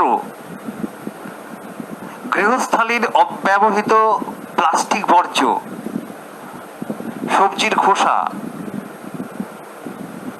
সিওয়েজ, স্লাজ, জমে থাকা ময়লা, এবার সেগুলোকে ট্রিটমেন্ট না করে যদি ফেলা হয় তাহলে সেটা তো মাটির দূষক রূপে গণ্য হবে। তাই এই হাসপাতাল বর্জ্য বল আর পৌর সংস্থার বর্জ্য বল, এগুলো যখন মাটিতে সংমিশ্রিত হয় তাতে বিভিন্ন রোগের অণুজীবগুলো, যেমন ভাইরাস, ব্যাকটেরিয়া, প্রোটোজোয়া, কৃমি, এগুলো মাটিতে বেড়ে যায়। আর তখন ওই জীবাণুগুলো সুস্থ মানুষের শরীরে প্রবেশ করতে পারে। তুমি খালি পায়ে হাঁটছো, তুমি মাটিতে কাজকর্ম করছো, বিভিন্ন ভাবে কিন্তু এই জীবাণুগুলো আমাদের শরীরে চলে আসতে পারে, আমাদের সংক্রামিত করতে পারে, জলের সাথে মিশে যেতে পারে, তার মাধ্যমে সংক্রামিত হতে পারে। কলেরা, টাইফয়েড, আমাশয়, প্যারাটাইফয়েড, অ্যানথ্রাক্স, অনেক রোগ সৃষ্টিকারী জীবাণু বা প্যাথোজেন মাটি থেকেই কিন্তু আমাদের শরীরে সংক্রামিত হয়। এবার এই সমস্ত নোংরা জিনিসপত্র থাকলে মাছি বসবে, ইঁদুর আসবে, স্তূপীকৃত বর্জ্য বস্তুর মধ্যে তারা খাবার খোঁজার চেষ্টা করবে, আর তখনই মাটি থেকে রোগ সৃষ্টিকারী জীবাণুগুলো ছড়িয়ে পড়ার সম্ভাবনা দেখা যাবে। তাহলে this is the point of vision of soil pollution, reason of soil pollution, অর্থাৎ জীবাণু দ্বারা কিভাবে মৃত্তিকার দূষণ হয়। নেক্সট পয়েন্ট অফ সিলেবাস, সেটা কি বলছে না, রাসায়নিক পদার্থ যা কিনা মৃত্তিকা দূষণের জন্য দায়ী। সেখানে কি কি কথা ছিল? সার ছিল, কীটনাশক ছিল, আগাছানাশক ছিল, হ্যাঁ, ইত্যাদি। হ্যাঁ, তা তো ঠিকই, কৃষিকাজে রাসায়নিক সার ইউজ করতে হয়, কীটনাশক ইউজ করতে হবে, আগাছানাশক ইউজ করতে হবে, মাত্রাতিরিক্ত প্রয়োগ করলে কেষ্টা খাবে। কারণ কৃষিক্ষেত্রে রাসায়নিক সার ইউজ করতে হয়। আমরা ক্লাস 8-এ পড়তাম রাসায়নিক সার না জৈব সার, 9-এও পড়েছি জৈব সার ইউজ করা ভালো। রাসায়নিক সার মাটির চরিত্র বদল করে দেয়, অ্যাসিডিটি করে দিতে পারে বা ক্ষারীয় করে দিতে পারে, স্বাভাবিকতাকে নষ্ট করে দিতে পারে। সেই কারণে রাসায়নিক সার ইউজ করাটা ঠিক নয়। Chemical nature of the soil will be changed. কারণ বিভিন্ন ধরনের মাত্রাতিরিক্ত অজৈব সার, সালফেট, নাইট্রেট, ফসফেট, এগুলো ইউজ করার ফলে মাটির দূষণ হয়। জলে অদ্রাব্য বিভিন্ন অর্গ্যানোক্লোরিন, ডিডিটি, বিএইচসি, অল্ড্রিন, এন্ড্রিন, এই সমস্ত কীটনাশক, এটা কিরকম বলতো? নন বায়োডিগ্রেডেবল, অভঙ্গুর, জৈব অভঙ্গুর, একদম মৃত্তিকায় অবিকৃত অবস্থায় থেকে যায়, কোনো রাসায়নিক পরিবর্তন হয় না। তুই একটা জিনিস তোদের মনে রাখতে হবে, যে কোনো একটা প্রাণী মরে গেল, কোন একটা উদ্ভিদ মরে গেল, মাটির সাথে ধীরে ধীরে মিশে যাবে, বিয়োজন হবে, অজৈব উপাদানে পরিণত হয়ে মিশে যাবে। কিন্তু ডিডিটি, বিএইচসি, অল্ড্রিন, এন্ড্রিন, এই কীটনাশকগুলোর অভঙ্গুর, তাদের কোনো পরিবর্তনই হয় না। ফলে remain as it is when ever poor into the soil, অর্থাৎ মাটির মধ্যে পড়লে অবিকৃতভাবে থেকে যাবে, মাটির দূষণ হবে। 2,4-D, NCPA, এই যে সব আগাছা নাশকগুলো আমরা ইউজ করি, সোডিয়াম আর্সেনাইট, হ্যাঁ, বুট ক্লোর, অক্সাডিয়াজেল, অক্সিফ্লোরফেন, বেন্টাজিন, প্রেটিলাক্লোর, এই সমস্ত অত্যধিক হারে কৃষিক্ষেত্রে ব্যবহার করা হচ্ছে আগাছাকে নষ্ট করার জন্য। অর্থাৎ বাঞ্ছিত উদ্ভিদ, যে উদ্ভিদের চাষ করা হচ্ছে, সেগুলোর সাথে যদি কোনো অবাঞ্ছিত উদ্ভিদ জন্মায়, তাহলে তো বাঞ্ছিত উদ্ভিদের গ্রোথ রেটটাকে কমিয়ে দেবে, তাই এই সমস্ত কেমিক্যালগুলো ইউজ করার মধ্য দিয়ে অবাঞ্ছিত উদ্ভিদগুলোকে মেরে দেওয়া হয়। কিন্তু এর একটা দুল্টো কথা হলো মাটির দূষণ হয়, মাটির রাসায়নিক চরিত্র বদলে যায়, মাটির পিএইচ বদলে যায়, পরবর্তী পর্যায়ে মাটির ভবিষ্যৎ কিন্তু ঠিক থাকে না। এই যে কাপড়, রং, খনি, ধাতু শিল্প, তাপবিদ্যুৎ কেন্দ্র, হ্যাঁ, এই সমস্ত কলকারখানা থেকে যে বর্জ্য পদার্থগুলো নির্গত হয়, তার মাধ্যমে এমন সমস্ত বিষাক্ত ভারী ধাতু যেমন পারদ, সীসা, লেড, আর কি যেটাকে বলা হয় ক্যাডমিয়াম, জিঙ্ক মাটির সাথে মিশে যাচ্ছে, জলের সাথে মিশে যাচ্ছে। তার ফলে এই ভারী ধাতুর সংমিশ্রণে মাটির দূষণ হচ্ছে। তার মানে আমরা দুটো পয়েন্ট আজকে আলোচনা করলাম, মৃত্তিকা দূষণ, জীবাণু এবং রাসায়নিক পদার্থ, যে কারণ মাটির দূষণের জন্য দায়ী। এবার নেক্সট আমাদের আসতে হবে, সিলেবাসটা কি বলছিল, বলছে মাটির দূষণের ফলাফল, মানুষের ওপর প্রভাব, এবং আরেকটা ছিল জীব বিবর্ধন। তাহলে মানুষের উপর মাটি দূষণের প্রভাবটা কি? হ্যাঁ, মাটিতে যে জৈব, অজৈব, জীব গঠিত দূষকগুলো প্রত্যক্ষ সংস্পর্শে বা প্রশ্বাসের মাধ্যমে আমাদের শরীরে দূষকগুলো ঢুকছে, তার ফলে বিভিন্ন ধরনের উপসর্গ প্রকাশ পাচ্ছে। যেমন বিভিন্ন রকমের জীবাণু মানব দেহে প্রবেশ করছে, স্যালমোনেল্লা টাইফুসা টাইফয়েডের জীবাণু, ভিব্রিও কলেরি কলেরার জীবাণু, এন্টামিবা হিস্টোলাইটিকা আমাশয়ের জীবাণু, অ্যাসকারিস লুম্ব্রিকয়েডিস অ্যাসকারিয়েসিস রোগের জীবাণু, পোলিওমাইলাইটিস পোলিও রোগের জীবাণু, রোটা ভাইরাস শিশুদের উদরাময় রোগের জীবাণু, তারপরে ব্যাসিলাস এনথ্রাসিস অ্যানথ্রাক্স রোগের জীবাণু, ক্লস্ট্রিডিয়াম টিটেনি টিটেনাস রোগের জীবাণু, অ্যাসপারজিলাস নাইগার অ্যাসপারজিলোসিস রোগের জীবাণু। তার মানে কি, মাটি থেকে এত জীবাণুগুলো বিভিন্নভাবে মানুষের শরীরে রোগ সৃষ্টি করতে পারে। অ্যাকচুয়ালি এটা কিছু প্যাথোজেন আছে, তাকে বলে অ্যাডাফিক প্যাথোজেন, যারা মাটিতেই বসবাস করে সংক্রমণ ঘটায়, তারা রোগ সৃষ্টি করে, এটির জন্য মানুষের রোগ হয়। এই যে একটু আগে অ্যাসপারজিলাস বললাম, এই যে ব্যাসিলাস এনথ্রাসিস বললাম, এরা অ্যাসপারজিলাস তো আমাদের এই কানের ভেতরে শ্বাসনালীর মধ্যে সংক্রমণ ঘটায়, ক্যান্সার সৃষ্টি করতে পারে। এই যে মাটির মধ্যে থাকা যে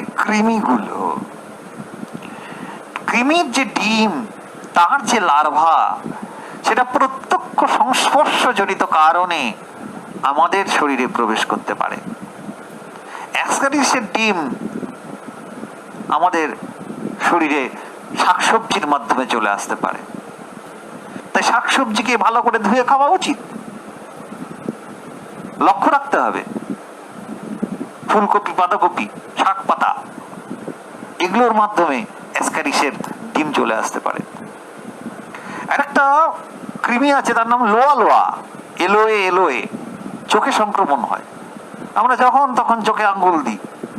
এখন তো নয়, করোনা রোগের সংক্রমণের কারণে আমাদের বলাই হচ্ছে চোখ, নাক, মুখ এটাকে সতর্ক থাকতে। সহজে চোখে, নাকে, মুখে হাত দেবে না। 1 ঘন্টা অন্তর স্যানিটাইজ করো, বাস বাড়িতে থাকলে সাবান দিয়ে হাত ধো, এবং হাতটা বেশ কনুই পর্যন্ত ধুতে হবে। নখ কেটে রাখতে হবে। যারা বড় বড় নখ রাখার প্রবণতা, তাদের কিন্তু আস্তে আস্তে ভাবতে হবে বড় নখ পায়েও কেন, হাতেও কেন, কোনো জায়গা রাখা যাবে না। হাতের কাঁচগুলোকে ভালো করে ধোয়ার চেষ্টা করতে হবে। এগুলো থেকেও আমাদের ভাইরাসের সংক্রমণ আসতে পারছে। এই লোয়া লোয়া এটা চোখে সংক্রমণ হয় মাটি থেকে।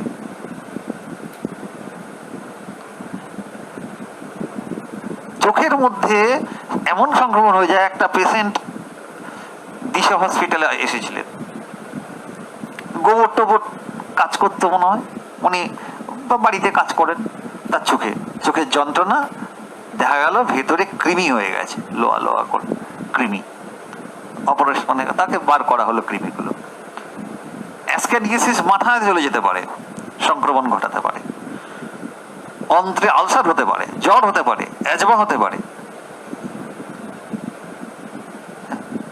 ঠিক আছে?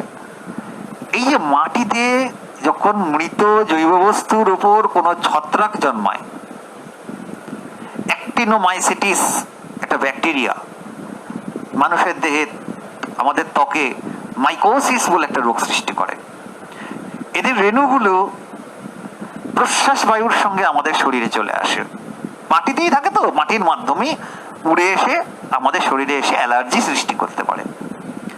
এই যে মাটির মধ্যে থাকা দূষিত বর্জ্যের ভারী ধাতুগুলো, দূষকগুলো সরাসরি এমনকি খাদ্য শৃঙ্খলের মাধ্যমে মানুষের শরীরে মাত্রাতিরিক্ত সঞ্চয়ের ফলে বিষক্রিয়া সৃষ্টি করে। যেমন ধরো পারদ, এই রোগটা সৃষ্টি করে মিনামাতা রোগ, যার ফলে মানুষের মস্তিষ্ক, স্পাইনাল কর্ড, তার নার্ভ সেলগুলোর নষ্ট হয়, মানসিক দুর্বল হয়ে পড়ে ব্যক্তি, আক্রান্ত ব্যক্তি, পেশিগুলো শিথিল হয়ে পড়ে, তার দৃষ্টিশক্তি সে হারিয়ে ফেলতে থাকে, তার শ্রবণ শক্তি কমতে থাকে। আরেকটা হচ্ছে ডিসলেক্সিয়া, সীসা। এই ভারী ধাতুর মাত্রাতিরিক্ত সঞ্চয়ের ফলে তার শরীরে এই রোগটা হয়। হিমোগ্লোবিন সংশ্লেষটা তার কমে যায়, বিপি ব্লাড প্রেশার বেড়ে যায়, স্মৃতিশক্তি কমতে থাকে, বানান লিখতে পারে না, তার চিন্তন শক্তি, কথন শক্তির ক্ষমতা একটু গন্ডগোল হয়ে যায়, নার্ভ সেল নষ্ট হয়ে যায়, বানান লেখে পিটাকে উল্টো লিখছে, বিটাকে উল্টো লিখছে, বিটা ডি এর মতো লিখছে, এরকম উল্টো লেখার প্রবণতা থাকে।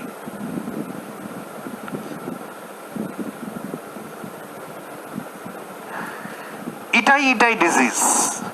ক্যাডমিয়াম এই ভারী ধাতুর অতি সঞ্চয়ের ফলে হয়। রক্তচাপ বেড়ে যায়, হাড়গুলো নরম হয়ে যায়, নমনীয় ক্ষণভঙ্গুর হয়ে যায়, কিডনি, লাং সব ক্ষতিগ্রস্ত হয়। সুতরাং এই হয়ে গেল ডিফারেন্ট টাইপস অফ ডিজিজেস। সেটা আমরা সিলেবাসটা কি বললাম, যে ফলাফল, অর্থাৎ মৃত্তিকা দূষণের ফলাফল। এবারে বলছে মৃত্তিকা দূষণের ফলাফলে আরেকটা বলছে জীব বিবর্ধন। জীব বিবর্ধন মানে কি, ইংরেজিতে বলছে বায়ো অ্যাকুমুলেশন। এটা এমন একটা ঘটনা যার ফলে কিছু দূষক পদার্থ জীবদেহের দেহকলায় সঞ্চয় হয়ে যায়, তারপর ফুড চেইন বা খাদ্য শৃঙ্খলের মাধ্যমে, মানে উৎপাদক তার দেহকলায় জমা হলো, সেখান থেকে প্রাথমিক খাদক তার দেহকলায় জমা হলো, সেখান থেকে গৌণ খাদক তার দেহকলায় জমা হলো, তারপরে প্রগৌণ খাদক তার দেহকলায় জমা হলো, তারপরে সর্বোচ্চ শ্রেণীর খাদক তার দেহকলায় জমা হলো। অর্থাৎ through the food chain in different trophic level, accumulation of the particular pollutant, মানে একই ওই দূষক পদার্থের ক্রম সঞ্চয় হতে থাকে, ক্রমে সঞ্চিত দূষক বস্তুর ঘনত্ব বাড়তে থাকে। এটাই বলছে জীব বিবর্ধন বা জৈব বিবর্ধন বা বায়ো অ্যাকুমুলেশন। একটু আগে পড়াচ্ছিলাম DDT, dichloro diphenyl trichloro ethane. BHC, benzene hexachloride, gammexane, chlordane, heptachlor, aldrin, toxaphene, methoxychlor, এগুলো সমস্ত উল্লেখযোগ্য pesticide, biocide, all are non-biodegradable, অভঙ্গুর জৈব পদার্থ। এগুলি ডাইজেশন, পাচন, মেটাবলিজম, বিপাক, রেচন, এক্সক্রিশন ঘটে না। ফলে জীবদেহের শরীরে যদি ঢোকে, প্রবেশ করে, তারা ক্রমশ দেহ কলাকোষে সঞ্চিত হতে থাকে, তাদের ঘনত্ব আরো বৃদ্ধি পেতেই থাকে। ব্যাপকভাবে এদের ব্যবহারের ফলে এই পদার্থগুলি কি হবে জানিস? সহজেই পৃথিবীর এই যে জৈব ভূরাসায়নিক চক্রে পড়িয়েছিলাম না, কার্বন চক্র, নাইট্রোজেন চক্র, অক্সিজেন চক্র, তার মাধ্যমে, খাদ্য শৃঙ্খলের মাধ্যমে বিভিন্ন জীবদেহে ছড়িয়ে পড়বে।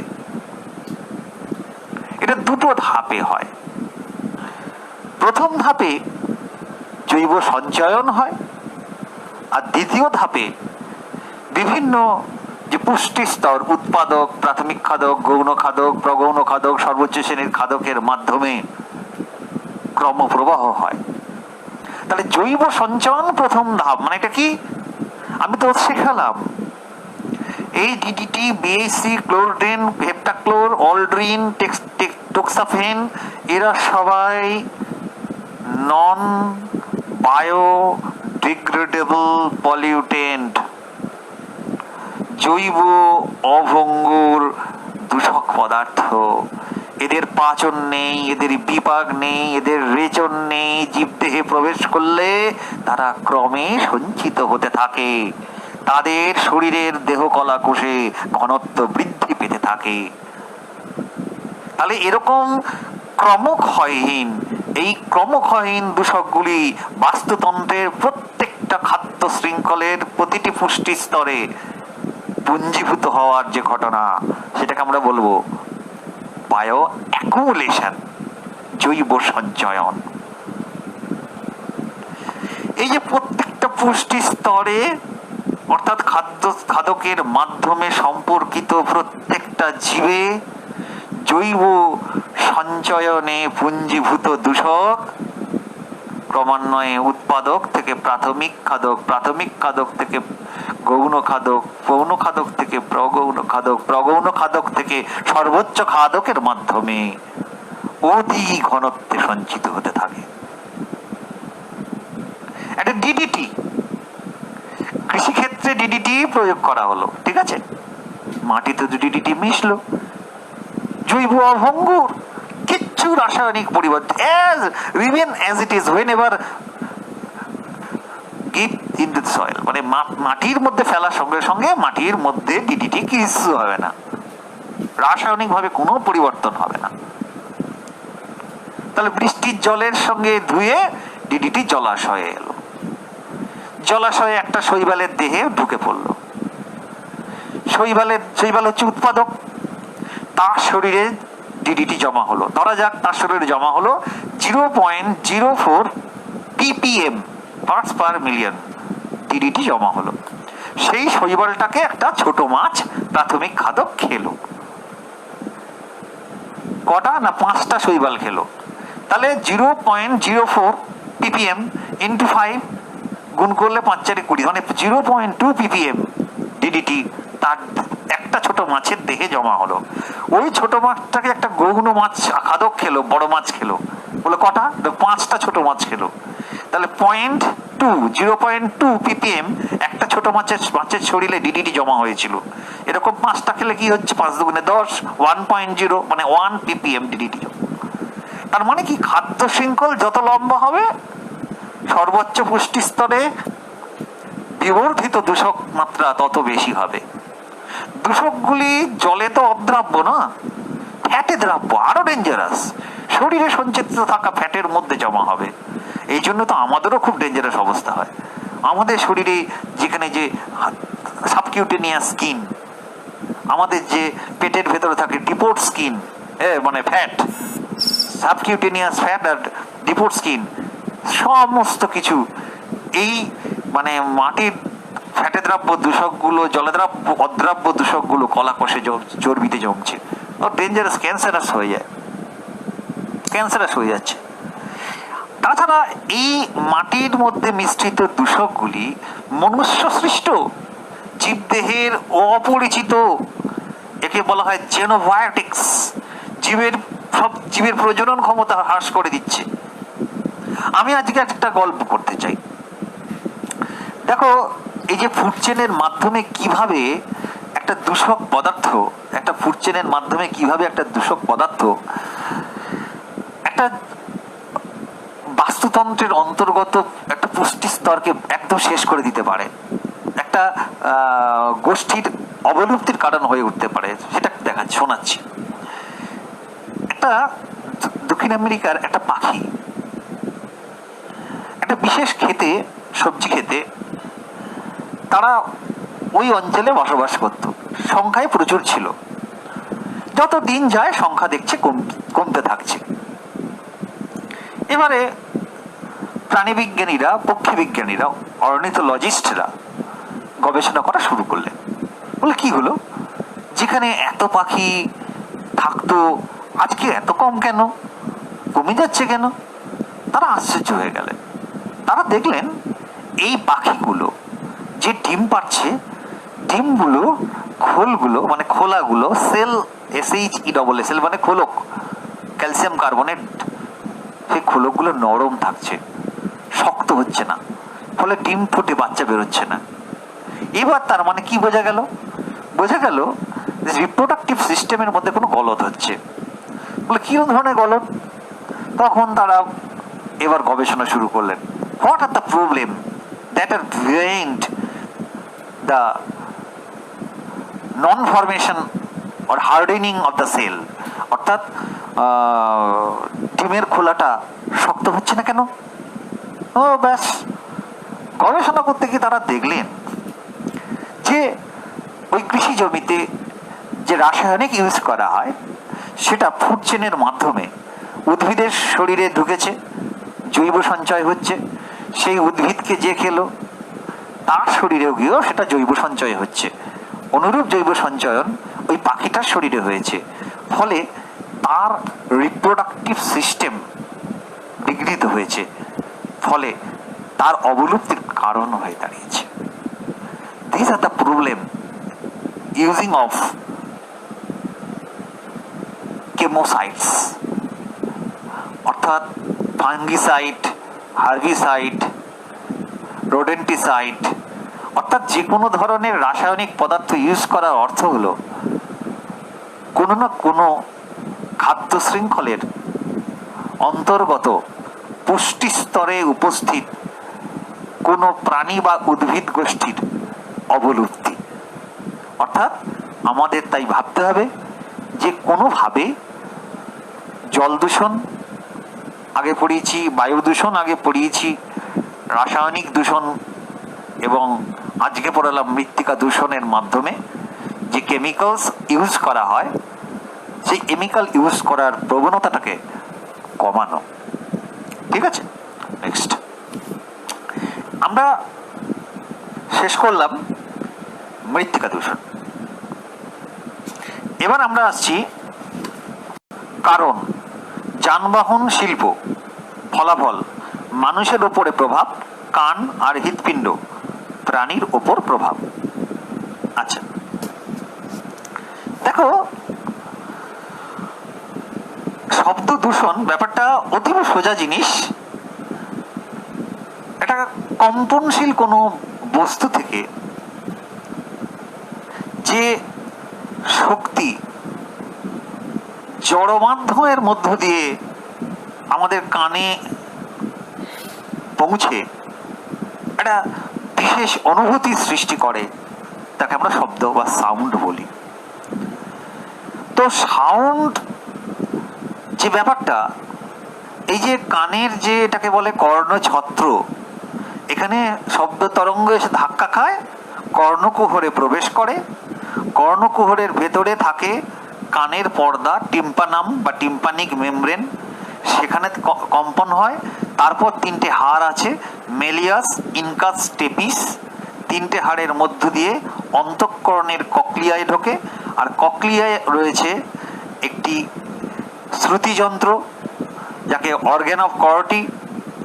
সেখানে গ্রাহক যন্ত্র শব্দ সংবেদনটাকে গ্রহণ করে, তারপরে অডিটরি নার্ভের মাধ্যমে মস্তিষ্কের শ্রবণ কেন্দ্রে পৌঁছে দিলে শ্রবণ অনুভূতি হয়। This is the biological aspect. তো এই যে একটা কথা হয় যে কোনো শব্দ শুনতে পাই, কোনো শব্দ শুনতে পাই না, শ্রুতি গোচর, অর্থাৎ কোনো শব্দ উৎসের কম্পন, মানে কোনো শব্দ উৎসের যদি কোনো কম্পন সেকেন্ডে 20 থেকে 20,000 বারের মধ্যে হয়, সেকেন্ডে 20 থেকে 20,000 বারের মধ্যে হয়, তখন আমরা সেই শব্দ শুনতে পাই, শ্রুতি গোচর শব্দ। আরেকটা হচ্ছে শব্দেতর শব্দ, যে শব্দের উৎসের কম্পন সেকেন্ডে 20 বারের কম। আর শব্দোত্তর শব্দ, যে শব্দের উৎসের কম্পন সেকেন্ডে 20,000 বারের বেশি। আবার শব্দকে দুভাগে, সুরযুক্ত শব্দ যেটা শ্রুতি মধুর, আর একটা হচ্ছে সুর বর্জিত শব্দ, একটানা চললে যাকে আমরা কোলাহল বলি, একসাথে অনেক লোক হলের মধ্যে আছে, একসাথে অনেক লোক স্টেডিয়ামে আছে, এরকম। তারপরে মেল ট্রেন চলে গেল, বাড়ির পাশে বাড়ি, লাইনের ধারে বাড়ি, মেট্রো রেল চলে গেল, কন্টিনিউয়াস প্রসেসে রাস্তার পাশে বাড়ি হওয়ার জন্য গাড়ি, মানে যা আমাদের বিরক্তির কারণ হয়ে দাঁড়ায় তাকে আমরা বলি সুরবর্জিত শব্দ। তো শব্দ দূষণ কেন হয়? অ্যাকচুয়ালি কি হচ্ছে, একটা উচ্চ প্রাবল্যের, উচ্চতর তীব্রতা সম্পন্ন, সহন সীমার ঊর্ধ্বে কোলাহল সৃষ্টি করে, একটু কি বলা, সুরবর্জিত শব্দ, সেরকম কর্কশ শব্দ দ্বারা পরিবেশ মানব দেহের পক্ষে অত্যন্ত অবাঞ্ছিত একটা পরিবর্তন তৈরি করে, একটা ক্ষতিকর পরিবর্তন তৈরি করে, দ্যাট ইজ শব্দ দূষণ। তাহলে উচ্চ প্রাবল্য, উচ্চতর তীব্রতা সম্পন্ন, সহ্য করা যাচ্ছে না, তার ঊর্ধ্বে কোনো সুরবর্জিত শব্দ, কর্কশ শব্দ কোলাহল সৃষ্টি করে, পরিবেশকে এমন কলুষিত করছে, পরিবেশের মধ্যে একটা ক্ষতিকারক অবাঞ্ছনীয় পরিবর্তন করছে, তখন তাকে আমরা শব্দ দূষণ বলব। শব্দের তিনটে বৈশিষ্ট্য আছে, একটাকে বলে লাউডনেস, প্রাবল্য, তীব্রতা, একটাকে বলে পিচ, তীক্ষ্ণতা, আর একটা হচ্ছে গুণ। এই যে শব্দের যে তীব্রতা, তার প্রচলিত পরিমাপ একক হচ্ছে ডেসিবেল। আবিষ্কর্তা আলেকজান্ডার গ্রাহাম বেল। ISI এর চার্ট অনুযায়ী বিভিন্ন উৎস থেকে আগত যে শব্দের মাত্রা 20 ডেসিবেল থেকে 60 ডেসিবেল, 60 ডেসিবেল হওয়া উচিত। আর 65 ডেসিবেলের বেশি শব্দকে আমরা নয়েজ বলি, কোলাহল বলি। শব্দের ডেসিবেল স্কেলে 0 থেকে 140 পর্যন্ত ভাগ করা যায়। 0 থেকে 140-এর মধ্যে অবিরাম শব্দ, যে শব্দ আর কি কোনো ব্যাঘাত বা বাধার সৃষ্টি করে না, যতক্ষণ ওই শব্দ 5 ডেসিবেলের কম থাকে। পাখাটা ঘুরছে মাথার উপরে, কিন্তু ঘাড় ঘাড় ঘাড় ঘাড় ঘাড় আওয়াজ হলে ব্যাঘাত সৃষ্টি করে। স্ট্যান্ড ফ্যানটা চালাও হবে না, মাথা খারাপ হয়ে যাবে। অবিরাম শব্দ, তাহলে 5 ডেসিবেলের কম হলে তোর ব্যাঘাত নেই, অবিরাম চললে কোনো টেনশন নেই, কোনো অস্বস্তি হবে না। অথচ সবিরাম একটানা 1 সেকেন্ডের বেশি সময় ধরে ব্যাঘাত সৃষ্টি করছে। দন্ত চিকিৎসক ড্রিলিং মেশিন বেশিক্ষণ দিলে তো মাথাটা কাঁপতে শুরু করবে, অস্বস্তি হবে। সবিরাম শব্দ। আর একটা হচ্ছে বিচলনকারী শব্দ, মানে একটা তীব্র সেকেন্ডেরও কম সময়ের মধ্যে ধরে চলছে, একটা বিশাল বোমা ফেটে গেল, চারদিক কেঁপে উঠলো। একটা বোমা ফাটা মানে তো মানে 200 ডেসিবেল, তার একটা বন্দুকের শব্দ, একটা বাজি ফাটার শব্দ, বন্দুকের শব্দ তো প্রায় 200-র কাছাকাছি, 170-80। একটা বাজি ফাটা শব্দ, বাজি ফাটা চকলেট বোম ফাটলে তো 125-30 থেকে শুরু করে 160 ডেসিবেল শব্দ বলে গণ্য হবে। ওই জন্য তো 65 ডেসিবেলে নামিয়ে দিয়েছিল। আচ্ছা, তাহলে এইবার আমরা দেখব যে শব্দ দূষণের কারণ কি না। বলছে যানবাহন। শব্দ দূষণের অন্যতম প্রধান কারণ হলো যানবাহন। অ্যাকচুয়ালি যে পরিমাণ জনসংখ্যা বৃদ্ধি পেয়েছে, একটু আমরা রিসেন্ট কয়েক মাসে when we are in lockdown phase, তখন আমরা দেখেছি পরিবেশটা একরকম ছিল। সমস্ত যানবাহন, পেট্রোল ডিজেল যানবাহনগুলো বন্ধ করেছিল। পরিবেশের যে পরিচ্ছন্নতা, সুদিং নেচার, সুইট নেচার আমরা দেখতে পেয়েছি। এবার যেই লকডাউনটা আনলক 1 হয়ে গেল, আমাদের আনলক 2 আরম্ভ হয়ে যাবে কালকে থেকে, তো আস্তে আস্তে দূষণ আবার একই জায়গায় ফিরে আসছে। অর্থাৎ জনসংখ্যা বৃদ্ধির সাথে সাথে যানবাহনের পরিমাণটা বাড়ছে না, ফলে যানবাহন থেকে শব্দ দূষণ বেড়েই চলেছে। এই যে এত বাস, এই যে এত লরি, এই যে মোটর গাড়ি, ট্রাম, রেল, এরোপ্লেন চলছে, সুপারসনিক জেট চলছে, প্রচুর শব্দ, তাই না?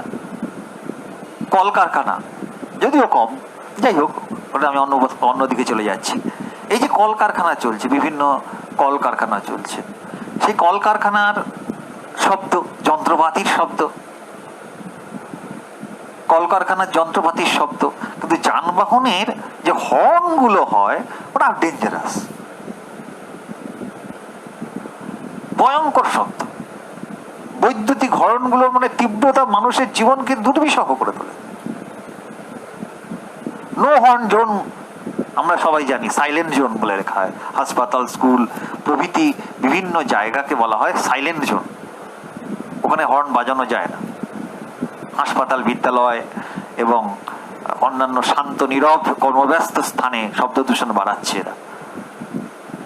Central pollution control board, CPCB, তারা যানবাহন জনিত যে শব্দ দূষণের মাত্রাকে 70 ডেসিবেল নির্ধারণ করলেও সমস্ত বড় বড় শহর, মুম্বই, চেন্নাই, বেঙ্গালোর, দিল্লি, কলকাতা, এদের শব্দের মাত্রা বহুগুণ বেশি। এই যে রেলগাড়ি যখন রেল লাইনে যাতায়াত করে, স্টেশনে যাত্রী যখন ওঠানামা করে, রেলের হর্ন যখন বাজায়, স্টেশনে যখন ঘোষণা হয়, শব্দ দূষণ হয়।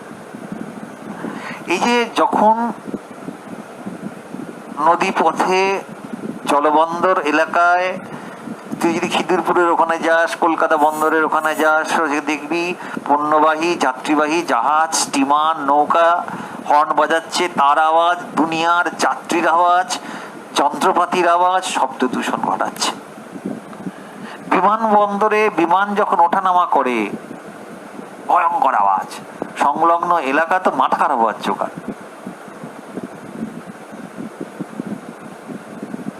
আমার একবার অভিজ্ঞতা হয়েছিল, আমার ভোটের ডিউটিতে একদম বিমানবন্দরের কাছাকাছি একটি ভোট কেন্দ্রে আমার ভোট পড়েছিল। মানে সারাদিন বড় বড় প্লেন দেখছিলাম। অর্থাৎ প্লেনটা উঠে যাচ্ছে, নামছে যখন, তার মানে আওয়াজ যে কি সে ভাবা যাবে না। তার মানে তাহলে ওখানকার মানুষজন কি অবস্থায় তারা থাকে এটা কল্পনা করা যেতে পারে। এবার আসছি সিলেবাসে দ্বিতীয় বলছে শিল্প দূষণ, শিল্প দ্বারা সৃষ্ট দূষণ। এই যে বিভিন্ন কলকারখানার দ্রব্য উৎপাদন করা হয়, তাতে বিভিন্ন যন্ত্রপাতি ব্যবহার করা হয়, যন্ত্রপাতি থেকে সৃষ্ট শব্দ মারাত্মক শব্দ দূষণ করে রে। ওই জন্য বড় বড় ভালো ভালো কলকারখানায় যন্ত্রপাতির আওয়াজগুলোকে যাতে বাইরে না আসতে পারে, কর্মীদের ইয়ার প্লাগ দেওয়া হয়।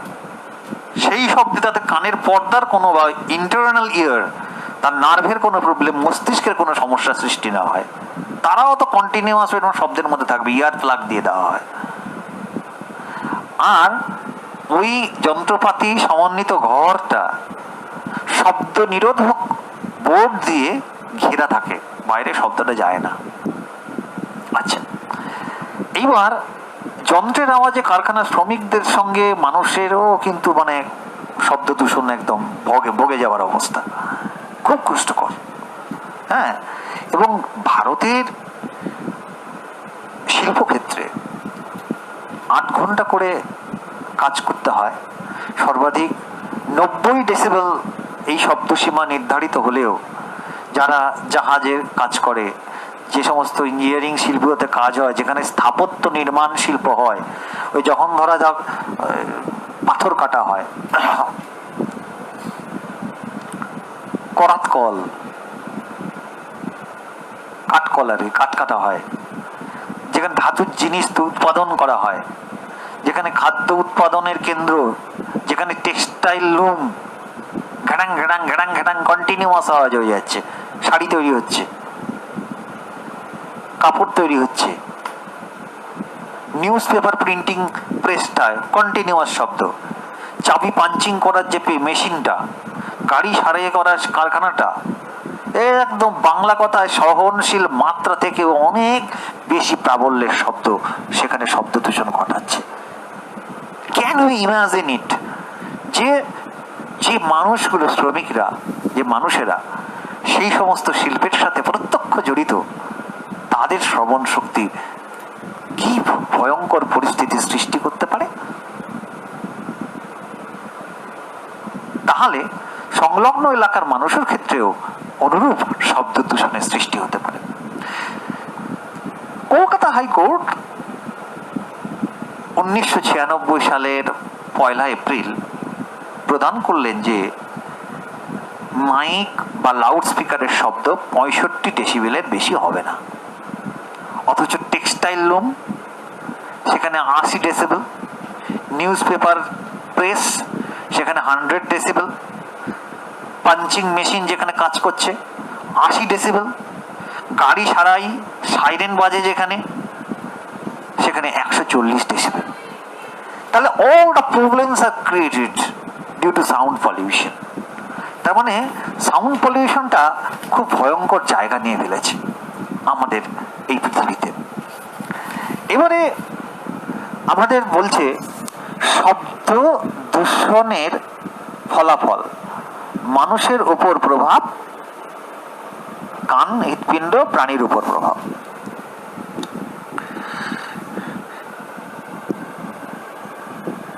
দেখো, মানুষের উপর প্রভাবের মধ্যে দুটো দিক এখানে আলোচনা করতে বললো, শ্রবণ যন্ত্র এবং হৃৎপিণ্ড।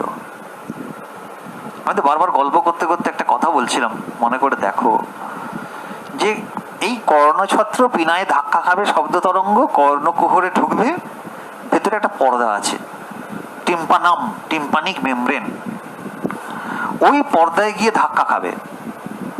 তারপর সেটা 3টে হাড় আছে, মেলিয়াস, ইনকাস, স্টেপিস, 3টে হাড়ের মধ্য দিয়ে অন্তঃকরণে ঢুকবে।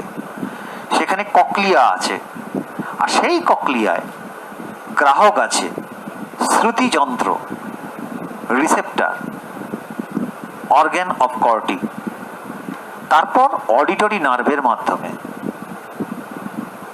মস্তিষ্কের, গুরু মস্তিষ্কের শ্রবণ কেন্দ্রে পৌঁছালে শব্দানুভূতি হয়। কিন্তু কোনো কারণে উচ্চ মাত্রার শব্দ কানের স্থায়ী ক্ষতি করতে পারে। এককালীন আচম্বিতে কোনো শব্দ শুনলি অন্তঃকরণের ককলিয়া কিন্তু স্থায়ীভাবে তার শ্রবণ ক্ষমতাটাকে হারিয়ে ফেলবে। Acoustic trauma. দীর্ঘ সময় ধরে কোনো মানুষকে যদি 100 ডেসিবেল শব্দের মধ্যে কাজ করতে হয়, তার কানে ব্যথা অনুভূত হবে। এমনকি অর্গান অফ কর্টির ক্ষতিগ্রস্ত হয়ে যাওয়ার সম্ভাবনা থাকবে। ফলে শ্রবণ ক্ষমতা কমে যাবে, ফলে শ্রবণ ক্ষমতা নষ্ট হয়ে যাবে। NIHL, noise induced hearing loss. অনেক সময় কি হয়, এই যে জেট বিমানের শব্দ, মানে মাইকের শব্দ শ্রবণে আমাদের খুব সমস্যা, মাস্কিং বলা হয় এটাকে। 160 ডেসিবেল, 160 ডেসিবেল, এই মাত্রার বেশি বিকট শব্দে কানের পর্দাও ছিঁড়ে যেতে পারে, স্থায়ীভাবে সে বধির হতে পারে। এই যে আজকে ছোট শিশু থেকে শুরু করে বড়দের, আমাদেরও, আমি অবশ্যই ইউজ করি না কানে দিয়ে, এই যে কানে লাগিয়ে আমাদের পড়তে হচ্ছে বা পড়াতে হচ্ছে, এটা আমাদের দুটো প্রবলেম হচ্ছে। একটা আইসাইট প্রবলেম হচ্ছে, আর একটা শ্রবণ ক্ষমতা। কারণ কানের ভেতরে সবসময় একটা ড্রামের মতো আওয়াজ কন্টিনিউয়াস এখানে ইউজ করার জন্য কানের ভেতরে আওয়াজ হচ্ছে, মাথা বনমন করছে, কান বনমন করছে, অস্বস্তি হচ্ছে। এবার এই যে আমার ঘাড়ে ব্যথা হয়েছে, স্পন্ডেলাইসিস, সার্ভাইকাল স্পন্ডেলাইসিস, এখান থেকে কানে ব্যথা চলে আসছে, মাথায় ব্যথা চলে আসছে, কেন? This is the process, use of mobile phone, digitalization, এটা ম্যাল এফেক্ট। ঠিক আছে, এবার একটা কি আসছে, হৃৎপিণ্ডের উপর প্রভাব। একটা মানুষ যদি কন্টিনিউয়াস প্রসেসে দীর্ঘস্থায়ী শব্দে দীর্ঘদিন ধরে কাজ করে, তাহলে তার হৃৎস্পন্দনের হার, তার সিস্টোলিক ব্লাড প্রেশারটা বেড়ে যাবে। তীব্র শব্দের প্রভাবে হৃৎপিণ্ড থেকে রক্ত যে উৎক্ষেপণ হয়, তাকে আমরা কার্ডিয়াক আউটপুট বলি, সেটা কমে যাবে। তাহলে রক্ত উৎক্ষেপণ কমে গেলে শরীরের প্রত্যন্ত অংশে রক্ত সরবরাহ বাধাপ্রাপ্ত হবে। কেউ যদি অনবরত 60 ডেসিবেল শব্দ শুনতে থাকে, বলছে নাকি তার মায়োকার্ডিয়াল ইনফাকশন নামক রোগ হবে। মানে কি, হৃৎপেশি স্বাভাবিকভাবে রক্ত সরবরাহ পাবে না। তাহলে যে অংশে যে হৃৎপেশিগুলো রক্ত সরবরাহ পাবে না, সেই হৃৎপেশিগুলো রক্ত সঞ্চালন না পাওয়ায় তার স্বাভাবিক সংকোচন ক্ষমতা হারাবে, তখন কার্ডিয়াক অ্যারেস্টের দিকে এগোতে থাকবে। এবারে বলেছিল অন্যান্য প্রাণীর ক্ষেত্রে শব্দ দূষণের কিরূপ প্রভাব পড়ে। একটা কথা দেখবে, বনে যারা বেড়াতে গেছেন বা গেছো, সেখানে বলা হয় এখানে সব চিৎকার চেঁচামেচি করবেন না, এখানে স্বাভাবিক থাকুন, কারণ এখানে বন্য জীবন আছে, ওয়াইল্ড লাইফ। লোলেগাঁওতে আমি গেছিলাম, সিকিমের লাভা লোলেগাঁওতে। সেখানে বনভূমির ভেতরে পাখির যে কুঞ্জন, তার যে আওয়াজ শ্রুতিমধুর। Different types of birds are there. তারপরে যে কোনো বন জঙ্গলের বন্য প্রাণীদের স্বাভাবিক জীবনযাপন আছে। ডুয়ার্সের জঙ্গলে গেলে সেখানেও নাকি আছে, কিন্তু ডুয়ার্সের মধ্যে তোমরা ক্লাস 8-এর একটা চ্যাপ্টার ছিল যে ডুয়ার্সের চিতা, একশৃঙ্গ গন্ডার, হাতির সংকট। মানে সত্যি তো, ওই যে রেল লাইনটা যবে থেকে তৈরি হলো তত সংকট তখন থেকেই হলো, রাস্তা তৈরি হলো সংকট তৈরি হলো, বন্য জীবন ব্যাহত হলো, গাড়ির আওয়াজ, রেলের আওয়াজ, তার যাত্রাপথ, তার থাকার জায়গা, তার বিচরণ ক্ষেত্র, তার প্রজনন ক্ষেত্র, তার স্বাভাবিক জীবনযাপন টোটালি ব্যাহত হলো। তাই বন্য প্রাণীরা শব্দ দূষণের ফলে মানুষের থেকে বেশি ক্ষতিগ্রস্ত হয়। একটা পরিবেশ, একটা ওয়াইল্ড লাইফ, বন্য জীবন মাত্রাতিরিক্ত শব্দ সৃষ্টি হলে তারা ওত পেতে থাকে শিকার করার জন্য, শিকারও ধরতে পারে না, শিকার পালিয়ে যায় সেই শব্দের ভয়ে, শব্দে পালিয়ে যায়।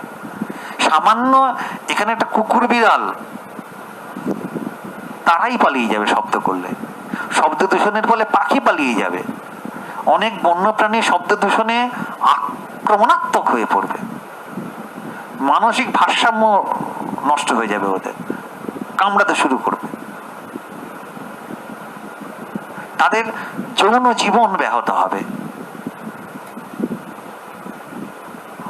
বেশি কোলাহলে পাখিরা তো সেখান থেকে স্থান ছেড়ে চলে যাবে, কারণ পরিযায়ী পাখিরা সেখানে আর পরবর্তীকালে আসবে না, মাইগ্রেটরি বার্ডস আসবে না। আলিপুর জুতে এখন সব কমে গেছে, এত কোলাহল। সাঁতরাগাছি